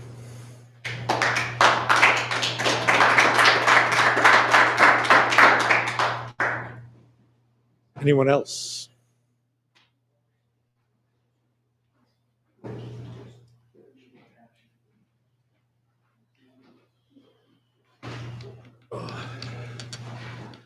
My name's Mike DeVito. I live on 5 Fran Ave. If anyone knows where that is, that's basically BD Waste Oil. I'm pretty much on that site. So we've been through a lot already, as everyone knows. The water has cleared up, but unfortunately, I'm still having oil slick on my land. I do see oil slick on my water that does stand on the water. I am on wetlands. My house is on wetlands. So we're in fear of losing our house because of this,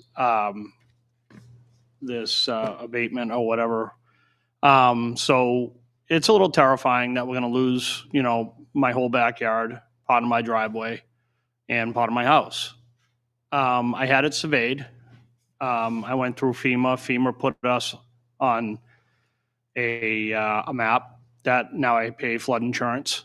I'm actually paying as much as people that are on Hampton Beach that have stilts.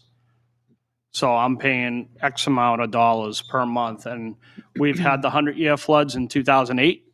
Never had an issue. No water coming into the house. But I'm still paying top dollar like the people at Hampton Beach. So I have a huge concern in this because of obviously where I'm at, where's my location right now. So I have, huge concerns about it. So I'm just trying to figure out what's going to happen. I know we were talking about existing houses and everything that are there, where obviously do they take my house, or do they just take my land, or do they take my driveway? How does that work is my question. I don't think anyone's talking about. If you've got a house and a driveway or a shed, that's all grandfathered. That's all grandfathered? Okay. What about the land and everything that's there that I have? I have a small part of land. I do own part of the Kelly Brook. Not own it, but I pay taxes on it. About quarter acre I pay taxes on. Would there be any abatement on that because I cannot use it? You need to speak to The assessors on that? assessors on that. Okay, Yeah. because I've been paying for about 24 years on that, Yeah, I for taxes I on that. don't do taxes. Yeah.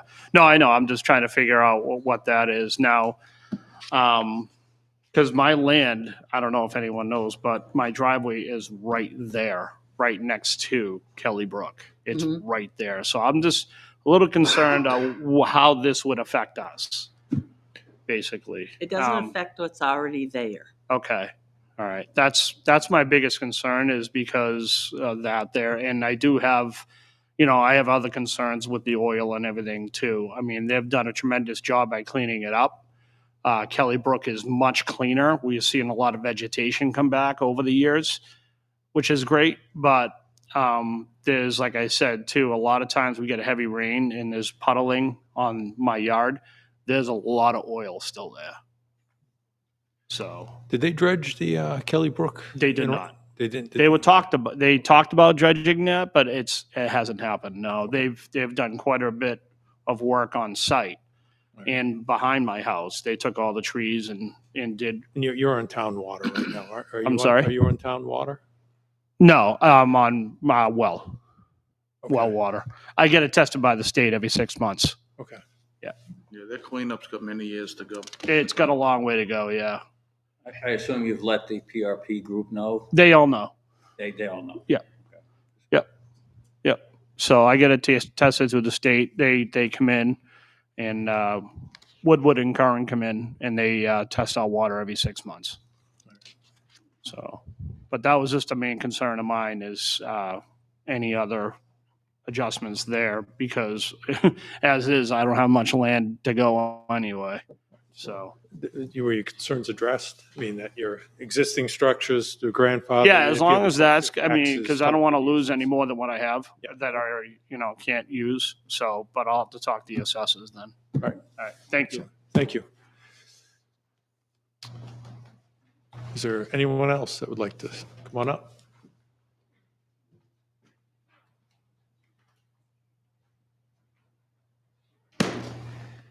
My name is Eric Bell. I live at 4 Tracy Lane. Coming into this meeting, I was not terribly prepared. I am interested when we talk about wetlands. When I bought my house 20 years ago, my property, 3 of my 5 acres were wetlands. I understood that when I came into the town. Frankly, I think there's actually more, but it was classified as 3 and 2, and the 2 are usable. The arguments I've heard by everyone else who's come before me are well thought out, perhaps too impassioned sometimes, but they really are speaking, and I think they've made a lot of sense about this. I'm sorry, Sentry, is that your name? Center, Jill Sandra, Center. forgive me, I didn't hear your name No, properly. that's fine. I came up to really discuss the envelope you have next to you with so many uncollected envelopes. Okay, I don't know why those people didn't collect them. I don't want to guess why they didn't collect them. But I would like to point out to you that while we don't know why some people didn't, I can tell you that somebody wanted to come tonight, couldn't come tonight because she's partially disabled. That's my wife. She's never wants to come to these meetings. She wanted to come to this one. She's made it very clear to me. I have neighbors who are going to be affected by this. I thought coming into this meeting, it was my wetlands that were the prime ones. It's not. It's across the street from me. None of them are here tonight. I don't know why. They may very well want to do something to their property, and they may be affected by this. I know with the changes that I've witnessed over the years to setbacks and the like, I can do less with my usable land than when I first bought the property. The point that I guess I'm making is many people are not here tonight who will be very surprised when they want to build something new and they can't, when they want to sell their property and its value seems less than what they originally had or thought it was going to be. I think wetlands are very valuable. The question now is the prime wetland categorization gives more authority. And I think we understand that. And it is a taking. And that's what I think many people who are not here don't understand. Now, when you read environmental causes and you come to town meeting, I come to every single town meeting, okay? I'm at the deliberative sessions almost always. I'm for environmental causes up to a point because there's a balance. There's always trade-offs in resources, and that's what we're really talking about at the end of the day. It's just trade-offs. The people that didn't show, and in particular on my street that didn't show, they're not here. I don't know why they're not here, but they will find out should this go to town meeting. And all the people who see it's environmental sounds like a good idea. After all, it's just a change in setbacks from all the people who won't be affected by it. That's the way the system works. I know that. Except if you don't allow it to happen because you perhaps hear that people that didn't show up may very well feel the same way as people who were here, did show up. Last year at the meeting, I wanted to come. I couldn't. Life is complicated. I think we all understand that. I'm amazed at you folks sometimes. I mean in a nice way. After the whole day, you all do this work at the end of the day. It's like, wow. I know that I'm tired. So again, my point is, people that didn't show up aren't necessarily uncaring. Why they didn't pick up those letters, I have no idea, but life is complicated for people. You can never tell if they just don't care, never will care, or in fact they do care, didn't know it, didn't understand it, and oh my gosh, when they want to use their land, it's not going to be the same. This is a change, and it's only one of the changes. My wetlands are not affected. That's this time. I don't know if next time they will be. As it is, I have less usable land than I did because of the changes. And okay, that's town. What am I saying at the end of all this is, since you don't know what other folks are, and I know you can put yourselves in their position here, I know the environmental aspect is important, but seriously, consider voting this down. You've heard really good arguments for this by people who have a real reason to be here. I'm here because it's important, but it doesn't directly affect me now. But you know what? Next time it will. And so that's why I urge you to vote it down. If at all you can vote it down. Okay? We are protecting the wetlands. Where does it end? Because it's a trade-off. You've heard that already. And that's what I'm urging you to do at this point. Any response? Thank you very much for your time. All right, thank you.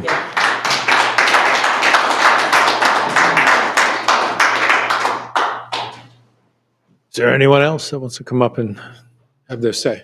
Right in the back.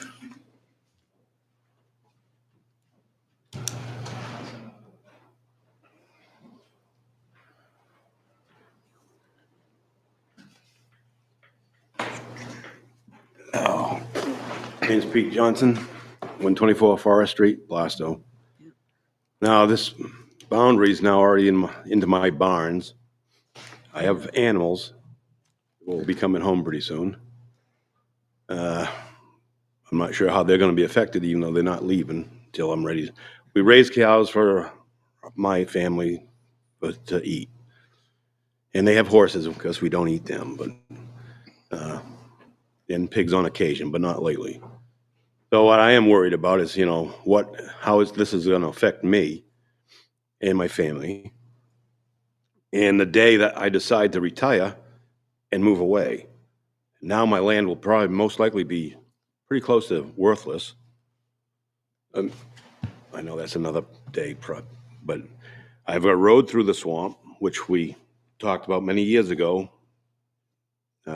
with a permit or whatever we did. Remember I don't know if you remember, but. Offhand, I don't, but. Well, anyway, we came to you about putting the road between our place and Goodrow's for the animals. Yep, sorry. It doesn't make a difference now, but we did it legally, so. But I want to know how I'm going to be affected. Well, it doesn't affect your bond because your bond is already there. Okay. And agriculture is permitted, so your horses and cows are fine. Okay, I'm just. And as far as your property value, you have to take that up with the assessor. Right, yeah. What else can I help you with? I am surprised neither one of my neighbors are here, because I think they're going to be affected worse than me. So you're telling me I can do what I've been doing even if this thing passes? I believe so. Well, I am going to vote against it, but still. Okay. Other than that, I guess that's all I got to say for the moment. And I did try to find about meetings last year.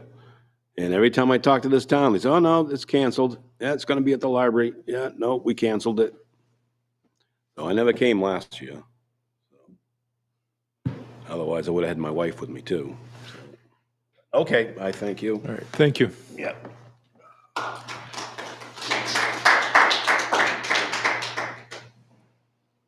Anyone else?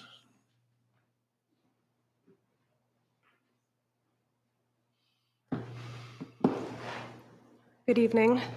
My name is Melissa Post of 15 Atkinson Depot Road in Plastow.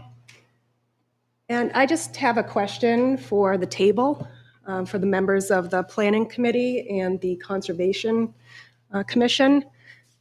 Is this really seen as an environmental issue? Like, are you guys super concerned about the fish and like the frogs that are already protected? Or is this more of maybe an economical thing where it's seen as a means to generate revenue by way of the conditional permits that I'm hearing a lot about tonight?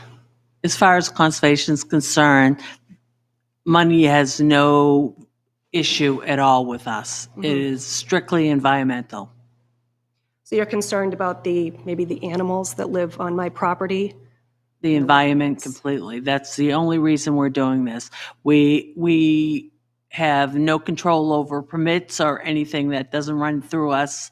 So money has nothing to do with our department at all. But permits are a way of getting revenue for the town, and me as a homeowner would have to pay for that, and I already pay taxes. We don't issue permits. We don't require permits. We have nothing to do with permits, and we aren't looking to raise money for the town in any shape or form.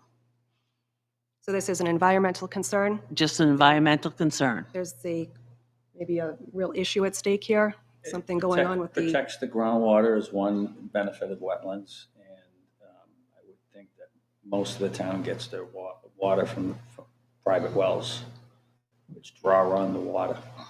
I guess it just really isn't clear to me what difference this really makes. This land is already protected anyway, so kind of creeping more into my property is how I'm seeing it, and I just feel personally attacked by it as a landowner.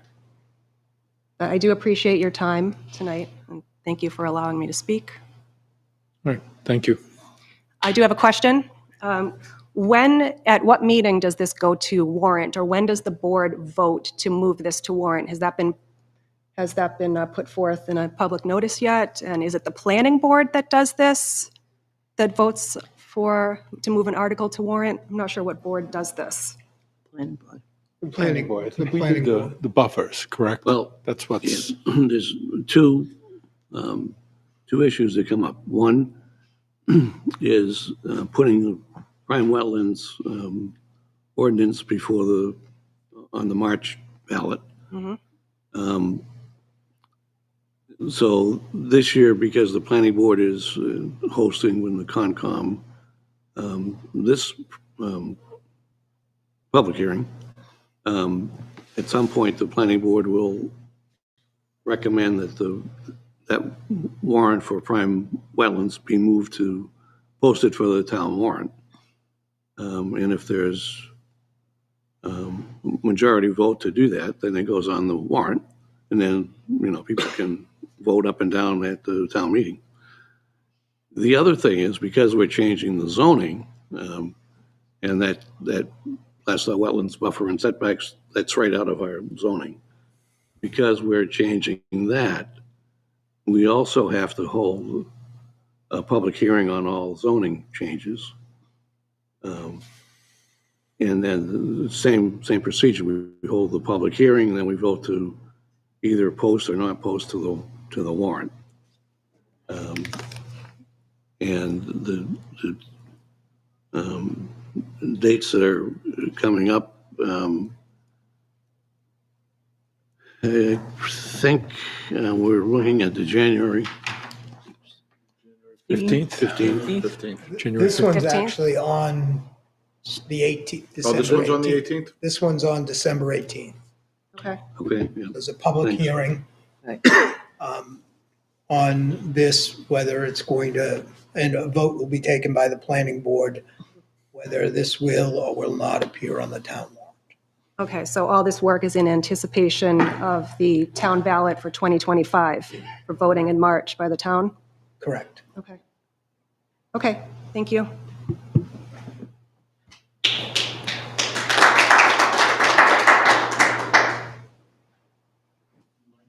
Anyone else that hasn't spoken? All right, come up here for part two. So John Zacconi, 37 East Road. We heard that the Conservation Committee wants to make prime designations to defend these wetlands based on some egregious commercial development in the past. I understand wanting to do better and learning from a mistake or an oversight, but I really do fear that this is an overreaction and an overcorrection that really is punishing small property owners like myself. I don't know why we should be punished. If I dare use fertilizer on my back lawn, that's no longer allowed. If I want to run an electrical line to my shed, as I said, I got to get a permit. If I want to put a small patio to use in the summer evenings, I'll have to look into that. Criminal behavior. And we heard that the town acts rather liberally in granting exceptions to these kinds of buffers. So if there's a history and a willingness to make exceptions, which I genuinely appreciate, then it stands to reason, doesn't it, that we make the current wetlands prime without having such an expansive buffer that really hurts people in the present and, again, in terms of their future, resale value, in terms of their current use. A suggestion was made that we hire wetland specialists of our own if we want to, counter evaluations. Yet another cost and over and above what I'm legally required to do right now. So you're costing me the $16,000 I already said, which is a low value because it's worth more than $4,000, but I rounded down for your benefit. And you're openly advocating that I hire specialists to do work that I don't have to do right now and my neighbors don't have to do, and nobody on the Conservation Committee has to hire. So think about the costs associated also with this gentleman, the wetland specialist, here tonight for the third meeting.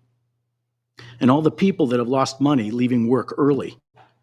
And to address your dramatic display, which you obviously had ready and wanted to do tonight to try and make a point, you're also the individual that made that comment, it's all or nothing last meeting. And I wasn't going to point you out, but I think that's really unprofessional and unnecessary, because people are passionate tonight. They're not calling you bad people, but you're absolutely hurting us in terms of our enjoyment of our properties, as well as the value current and future in terms of resale and all of that. So we're impassioned. And we're looking to you, if you're going to try and put forward measures that adversely affect us and not you, to have a heart about it and to act professional and reasonable when you want to share your thoughts with us. We're under duress. You are not. Not in that same way. You're hearing a lot of complaints and feedback, which I think are justified. I am nowhere near as eloquent as that gentleman. I don't know why you would talk like that. And that's mostly why I came back up. I can't afford a wetland specialist of my own, but that kind of behavior, when I'm looking at a $16,000 loss as a single dad and asking why more people didn't show up, I showed up 3 times. I had to get a babysitter. I have a 5-year-old twice. Luckily, it worked out tonight. I didn't need one. You're costing me money. At the time I had 3 jobs. I have 2 now. That kind of a display is so upsetting and unnecessary, and you're doing it to twist the knife, to make a point that didn't need to be made. You don't know why people didn't show up. And this gentleman, I think, really humbled you, and I hope you take that to heart in the way you speak to people from now on, because to hear his wife didn't come because she's disabled, I hope that refocused your attention on maybe why people didn't come. You also know the game of wearing voters down. The more these meetings you have, the less people show up, because we feel we've explained to you 3 times why this is debilitating. Just listen. You can hear us. And you say, well, let's have another meeting. So how many times do you want me to show up? I don't understand that behavior. That's why I came up. The other thoughts I had, I was going to keep to myself, but I'm just very surprised at you. You really need to rethink how you treat people. You really do. In this position. In my defense, I have been at this for 30 years. Mm-hmm. And I am probably one of the most dedicated people in this town to conservation and helping the people of this town. I was frustrated because this is costing the town money and people are not responding. I wanted this public hearing because I want people to give us their input. And that's why we came back a second year, because the planning board didn't move forward last year because they didn't have enough information. And that's why we're back here this year. Not because we ignored you people last year. It was because the planning board didn't have enough information and we tabled it, and we came back this year. We did listen to you. We lowered the setbacks, and we came back and we spent another $4,000 to follow the state regulations. And that bothers me that it's costing the taxpayers money to do this, and that bothers me. I'm very considerate about what happens in this town, and so to call me out really offends me. And as far as the people not being able to attend this meeting, I feel for them too. And I last year I came to this meeting 3 days after my surgery. So don't say I don't care. I didn't tell you you didn't care. And don't say I don't know how to treat the public. You don't. Because I do. Okay, at this. I am very passionate about this. It may be time to leave. If you're that no. disgruntled, it may be time I'm to not walk disgruntled. away. It may be time. I'm not disgruntled. Excuse me. All right, excuse me. Let's just, let's just keep the tone respectful. I understand what you're saying, and it is, and I don't mind things being impassioned, but let's try to not have it be. She's saying things I didn't say. I'm going to I know. speak to that. Why not? You're not going to tell me. You're not going to put me in a hole and put words in my mouth that I didn't use. You have That's, anything else? again, Do you have anything else? unprofessional. Do you have anything else you want to add on this topic? I'd love to add a lot more. but I don't Well, like I know said- that you would like to hear it. No, I just want to avoid it being, let's not have any type of animosity or. You know, or I kept my mouth shut Okay, no, it's fine. until this time I came up a second time. I didn't say a word the first meeting when it was canceled, and No, what were no, we going to do? just- I didn't just in say, terms of context, just in I terms- understand. I No, didn't wait. say anything the second Let me time. finish I was this. polite when you made the comment about it's all or nothing, and that was very offensive. Right, can I I kept just my mouth finish? shut, and even tonight, I didn't say that. I brought it up, but I didn't point you out Okay. specifically. But that's a display. That's just drama. That's just Okay. to try and drive So your point do you have home. anything And else? It's unacceptable behavior. Okay, thank you. Thank you.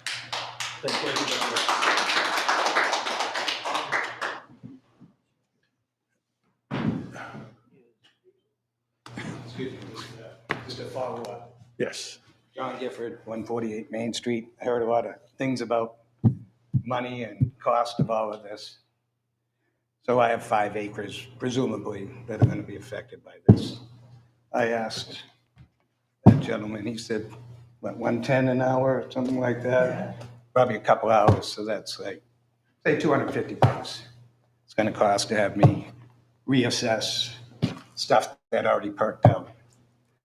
So what I'm offering is I'm going to take $500 and I'm going to offer to buy no signs. So when you get your warrant article up, I'm donating $500 to post every place I can in this town no against this warrant article. Have a great night. Excellent.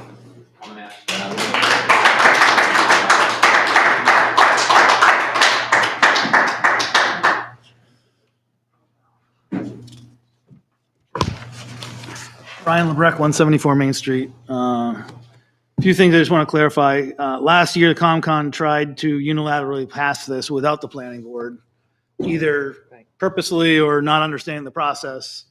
And some of us in the room, one, the notification wasn't done properly. Two, the documentation wasn't provided properly. Three, the planning board wasn't involved. So that's why it got delayed to this year, not because there was some epiphany of wanting to appease the public. It was forced by the public.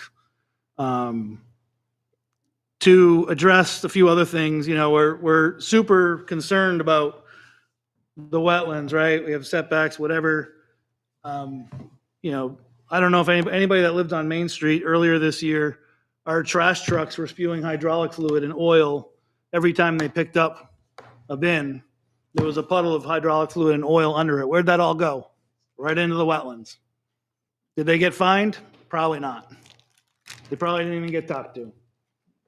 So there are ways to help the wetlands, and one of those ways is to do the things we can do without restricting my property rights. To address your pile of notifications, 5 years ago, I would have been one of those notifications. Because for, I think, 10 years, I lived in my house for 8 months because I was on the road running projects nationwide so I could afford said house and pay for it and pay my taxes. So I was away. I wouldn't have even known that that letter went out.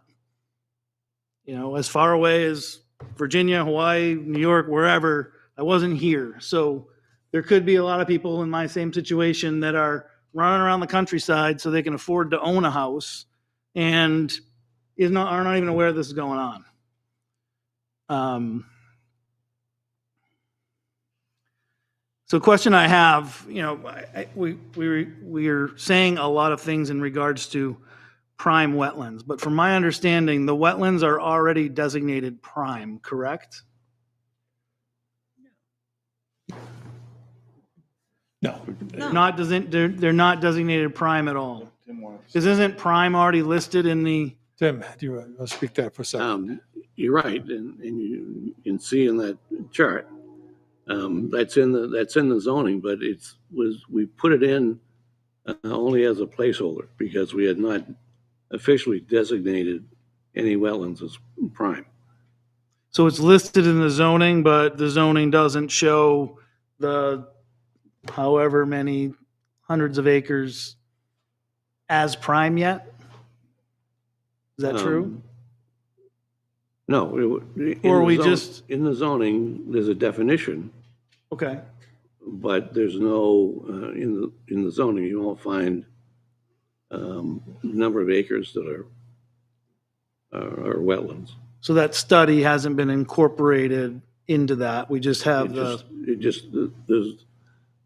the zoning, I mean, there's a lot of things that are not in the zoning because it's not a rule or regulation. So the fact that the town has 20 wetlands with 5,000 acres or 2 wetlands with 10 acres, that's not a regulation. That's how the definitions are. So the definitions are in zoning, but those wetland totals and so forth are not. So I've heard multiple times from Mr. West and others that we want more teeth to be able to enforce prime more so than other wetlands. So as a compromise to this, assign those wetlands as prime wetlands. You get the extra teeth, keep the setback the same as regular wetlands. Now they are considered prime. They get whatever. I'm not going to pretend to understand all the wetland scientist stuff. It's not my area of expertise. But from a building perspective, I guess you by assigning them as prime, you're gaining some additional protections, but you don't necessarily have to increase the setback as well. Keep the setback the same. Assign them as prime. I think that would be a good compromise.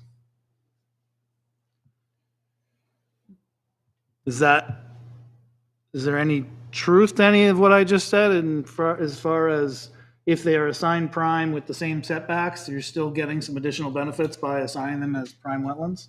I think prime wetlands has a certain definition, correct? So, yeah. The wetland itself, if it's designated as prime, is protected differently by the DES. Okay. All wetlands are protected by the DES. The prime wetlands are required if you impacted more mitigation. But the DES doesn't have any buffer. Right, so we can assign them as prime with the same buffer as non-prime, and you get all those different benefits Of from the actual, impact. protecting the actual. Correct.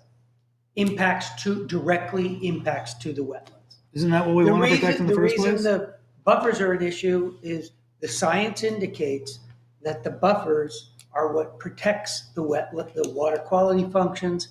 And there's many reports that talk about the further you keep development away from the wetland, the more you protect water quality in rivers and streams, groundwater quality, wildlife habitat, etc. That's why there's buffers in the first place. Right, but there's not, so there's nothing stopping anyone from coming back next year and going 150, next year 250, next year 500 feet. That's up to the town. 1,000 feet. It's- Okay. So Never heard of a 1,000-foot buffer. in any case, in the grand scheme of things, the best thing would be to not build within a mile of the wetlands, and it would be best for the wetlands. Sure. Regardless of that. Thank you. So I think as a compromise, assign them prime wetlands, you get the extra protections if they're impacted, and don't increase the buffer. None of us here are anti-wetlands people. We're not trying to negatively impact the wetlands. The other question I have is, so, and this is just a specific example, but I live next to the Legion. The Legion has a massive parking lot that dumps into your wetlands or our wetlands. This impact, increasing setback may prevent me from building, say, a garage for my personal use in my backyard. How is building my garage or not building my garage 20 feet closer to the wetlands or not going to help that wetland when you've got Main Street and parking lots dumping oil, gas, antifreeze, etc., and our trash company doing the same directly into the wetlands?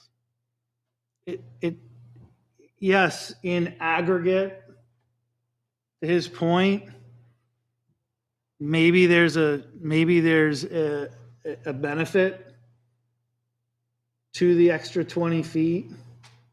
But I think we're far beyond that point in this town. We're so overdeveloped already. I don't really think that the 20 feet is going to do a darn thing, because most of what's already there is grandfathered and is still going to be impacting the wetlands in a way that you don't like. The other question I have, and I've asked this last year, actually first before that, for everyone's edification, it's the planning board that votes on this and decides whether it goes to warrant article.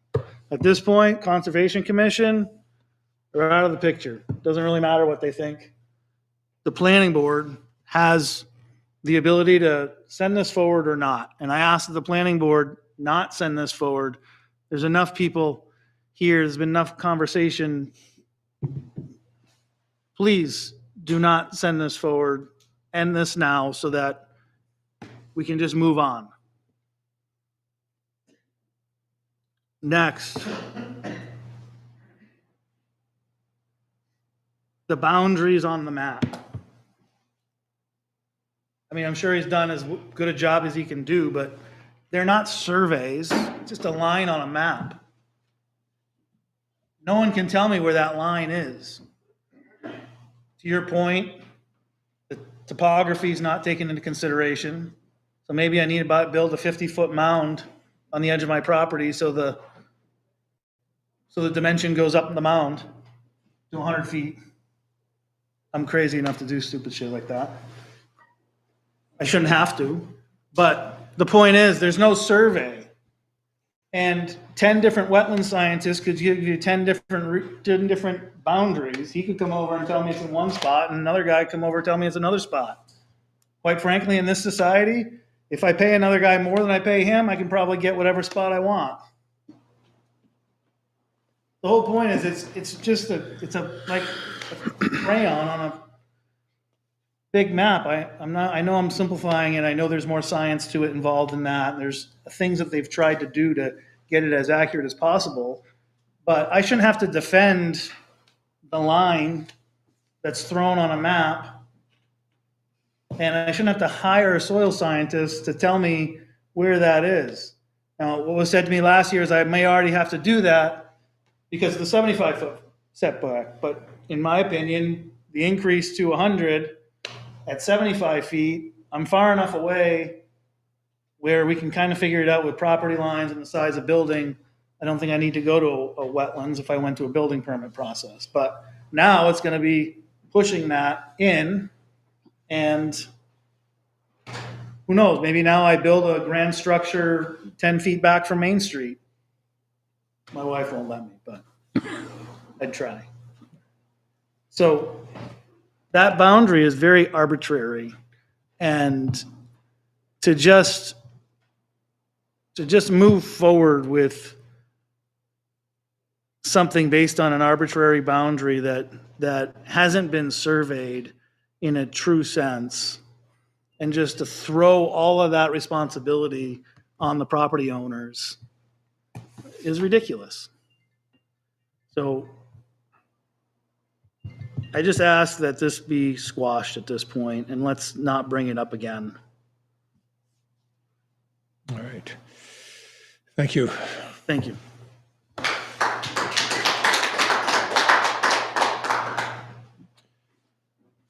Anyone else want to come up? Last call. All right. All right. Any comment from the board? No. So then at 8:27, I'm going to close this public hearing. You have a comment? No, I'm just going to. Okay. All right. So I'll close this public hearing at 8:27. Thank you. Thank you, everyone who came out. How'd you say?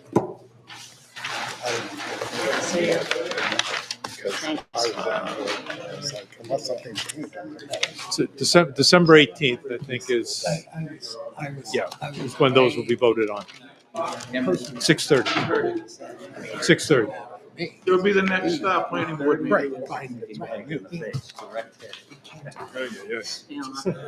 I'm a house is rich. Right. That's the fun part. So I think we just have a couple of things that we have to go through here. Like, they're supposed to leave like a green thing? Yeah. I never got any Later of that. than it does. And I was looking for that at butter list because I was like, this, like, if I didn't get it, Who's the guy who thinks he's Karen Robbins? Olaf Westphalen. Olaf. Unless, I don't know. I don't see a Are you reason. still having our meeting after this? Phelan. it was before this. It'd be something with the easement, but I don't think so. Westphalen's all one. It said 6:30. Or afterwards. Charles Wynn. We went over, we moved this I forward. wanted to speak up your thing on that. I read it all. B, I B, could I'm have sorry. been here at 6. It's all right. Oh, dance. Commonly known as. It's the only one that's in here. So what are you doing? Nibbling on that? Can't see you anywhere.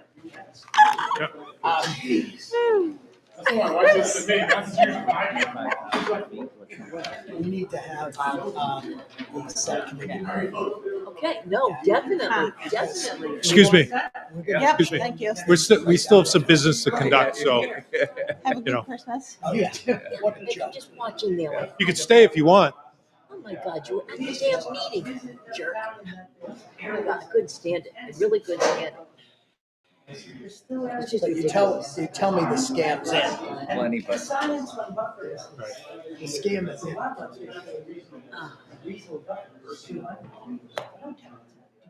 yeah, you gotta. I've done the same thing. I did a whole study for. We lose, all right. Dan. All right. We're out of here. I've been Right. waiting for you to use that. Planning board has a couple more items that needs to finish up, so if we could return to our seats and we can move forward, that'd be great. I'm sorry, I did not realize it was 6 o'clock. It's, you know, Karen Robinson Chair. Am I allowed to now? You don't have to. You You see can, where you yeah. are. come on up. I was gonna move your placard for you, but you told me no. All right, so right now we have two legal notices. I'll just read them into the record. I think, you know, then I don't think we have anything else in the way of When are we voting on this? anything we have to do, so. This Legal- was the public hearing for this. I know. It's When next do we meeting. vote? It is next meeting, right? Yes. December. Well, let's, We postponed everything. Dan, Yes. Articles to- Karen, do you want to come up here? We have- Yeah, I am. Okay.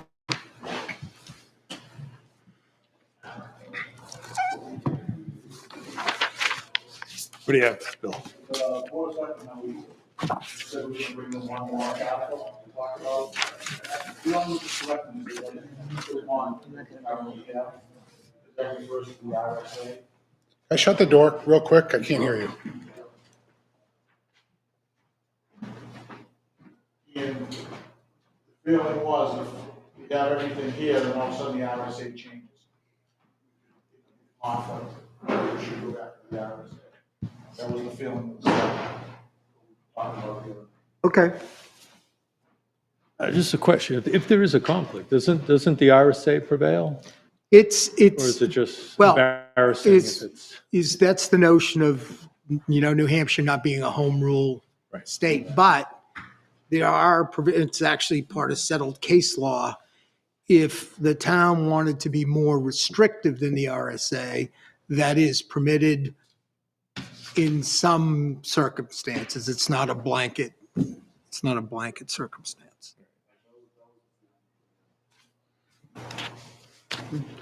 I mean, in the definitions, if you notice, we've tried to kind of work as amended from time to time. That language appears for that very reason. If the RSA is changing, then we kind of. Yeah, it was just to make it more concise and more, more understandable. That RSA changes. And then you can't do anything the next time you go to the town meeting. Then you have conflict. That was the feeling of the consensus that we had. How wouldn't that hold in any other situation? Just curious. I mean, logic-wise. You know, if you have some ordinance or warrant, and then the idea that the RSA might change, I mean, isn't that sort of what, I mean, is it that it's, I mean, is there something different happening there, I guess? I don't think it would make any difference. But the RSA did change. Why can't we still have that there? More specific.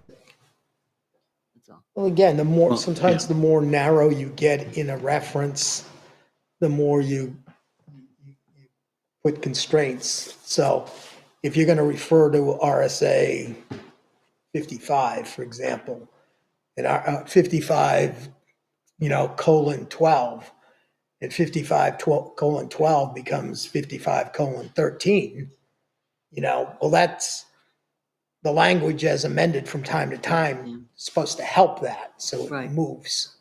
And, in the authority we've given ourselves, or we're proposing to give ourselves the right to fix any numbering that changes as a result of that. So, but nope, I hear the comments. Yeah. All right. So the thought was the subcommittee was going to, I think, reach out to Laurie, see if she's in, is to try to have a meeting, look at these things, and then have, for the next meeting. That's our last at bat. It is. No, it's just, well, we already have the time. We might as well make good use of it. All right. Okay. Well, it sounds like a plan then. So if you are going to meet, then just make sure. We that have to it's- do notice. We yeah, have to do. notice appropriate. Thank you. Okay. Yeah, that's not my job, thank God. They're about 4 months late. So is there, apart from the legal notices that we're going to read, is there anything else that anyone has? All right, and just to reiterate, we'll be voting December 18th on whether or not prime wetlands moves forward as a warrant, correct? All right. Is that already in the public? I mean, the ordinance is in the, Yeah. is it, Yeah, we'd be voting on the ordinance, right? but I thought it would, I guess I misunderstood. I thought it would go through no matter what, and it would just have the preference, the voting of the planning board itself. Last year we decided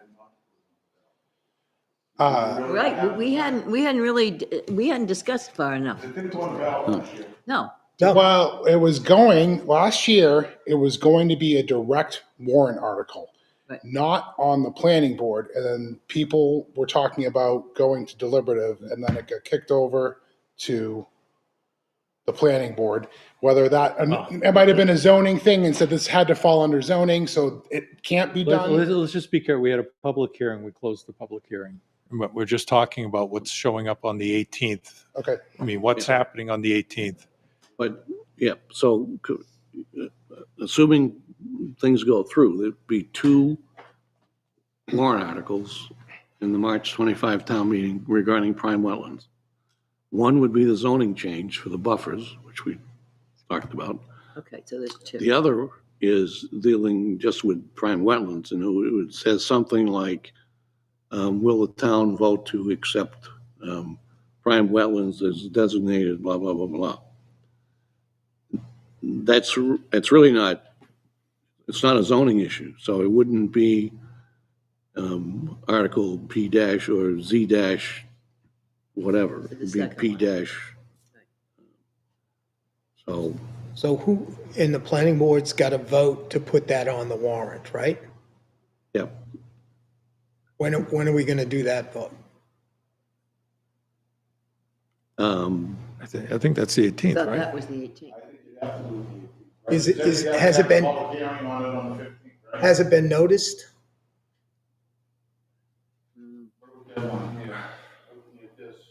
Does it even have to? I'm just asking dumb questions again. I didn't see it in the legal notice. I think not. it should be, though. not. No, you don't have to. So does that, At the next meeting, we have to decide whether it's gonna go on or not. correct? Do we have to Well, notice on that? the 18th, the legal, it's the don't natural have it resource protection, wetland buffers, setback table. Yeah, but that's just the zoning piece. That's Yeah, just that's the the zoning piece. setbacks. that's just the table, it's And the second part, not the other part. All right. All right, so I guess we're that's, voting I on guess both? that, I guess that's, Tim, I guess how do that's we a do that? question that we need an answer on do like that two tomorrow, parts. right? I did that. I don't know. I mean, last year, last year, the Conservation Commission got agreement with the Board of Selectmen that the selectmen would put forward the warrant article. Oh. After the public hearing, I think everyone was in agreement that we should not go forward. So I think the selectmen already had the warrant article, and we asked them to withdraw it. Went to legal, it was determined, it wasn't the selectmen's purview. Not the selectmen's, that's why you never turned up on Oh, ours. really? And we put it back over. Yeah. So now it's back to us again. And then it was decided.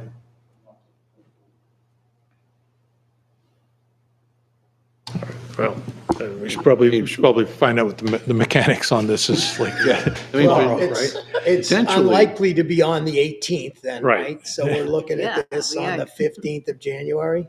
Yeah. Just, Yeah, we're going to have to move that one. Unless you decide on the 18th, that we're not going to go forward with it.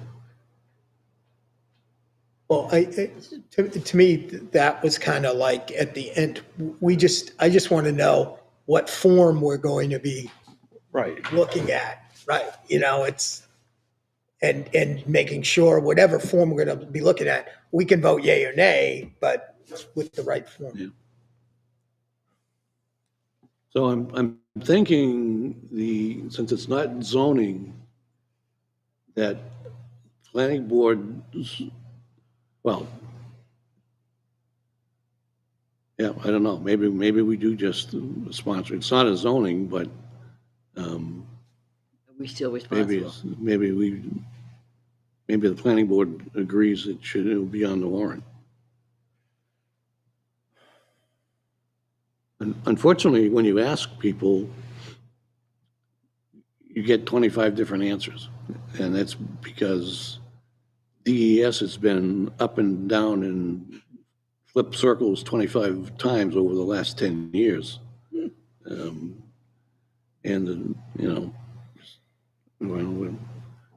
I'll end it there since we're, So I guess we should kind of nail that down at least tomorrow.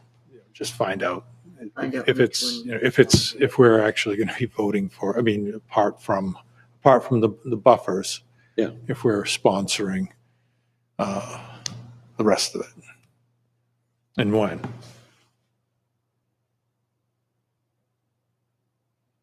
We should definitely just do what we're supposed to in the first part. All right. Anything else? All right. So in terms of legal notices, Planning Board will hold a public hearing on Wednesday, December 18th, 2024 at 6:30. The location is 145 Main Street, second floor, Plastow, New Hampshire, to consider the following. Amendments to the following sections of the Plastow zoning ordinance. Article 1, Preamble, Amendment. Article Title, 220-1, 220-1.4, new 220-1-1 Title, 220-1-2 Authority, 220-1-3 Severability, Article 3 General Provisions, new 220-17.7 Applicability, 220-17.8 Relationship to Master Plan, 220-17-9 Computation of Time, 220-17.10 lots recorded prior to the adoption of ordinance, 220-17-11, copyright and other restrictions on reproduction. Article 5, establishment of districts and district regulations. Amendment is 220-32, district objectives and land use controls. 220-33, permitted uses. 220-43, temporary structures and uses.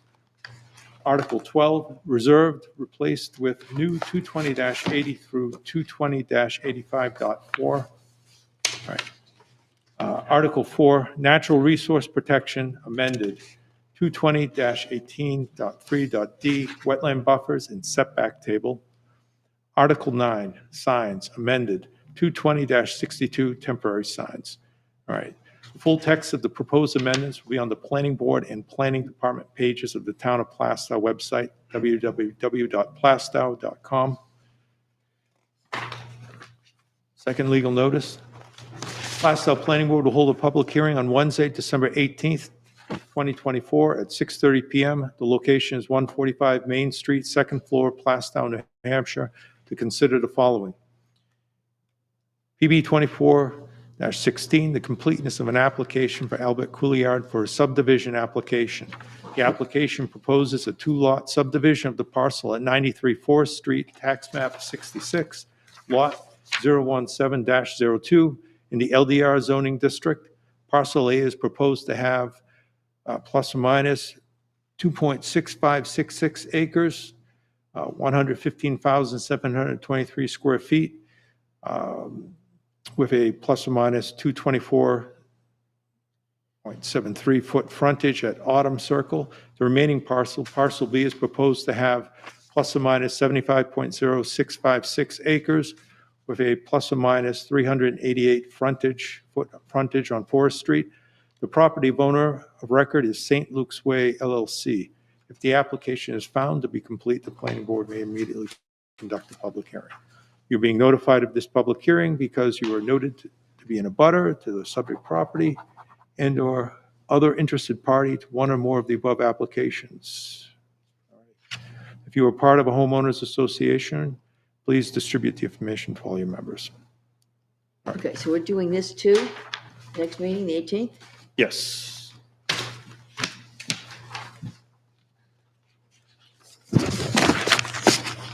Anything else?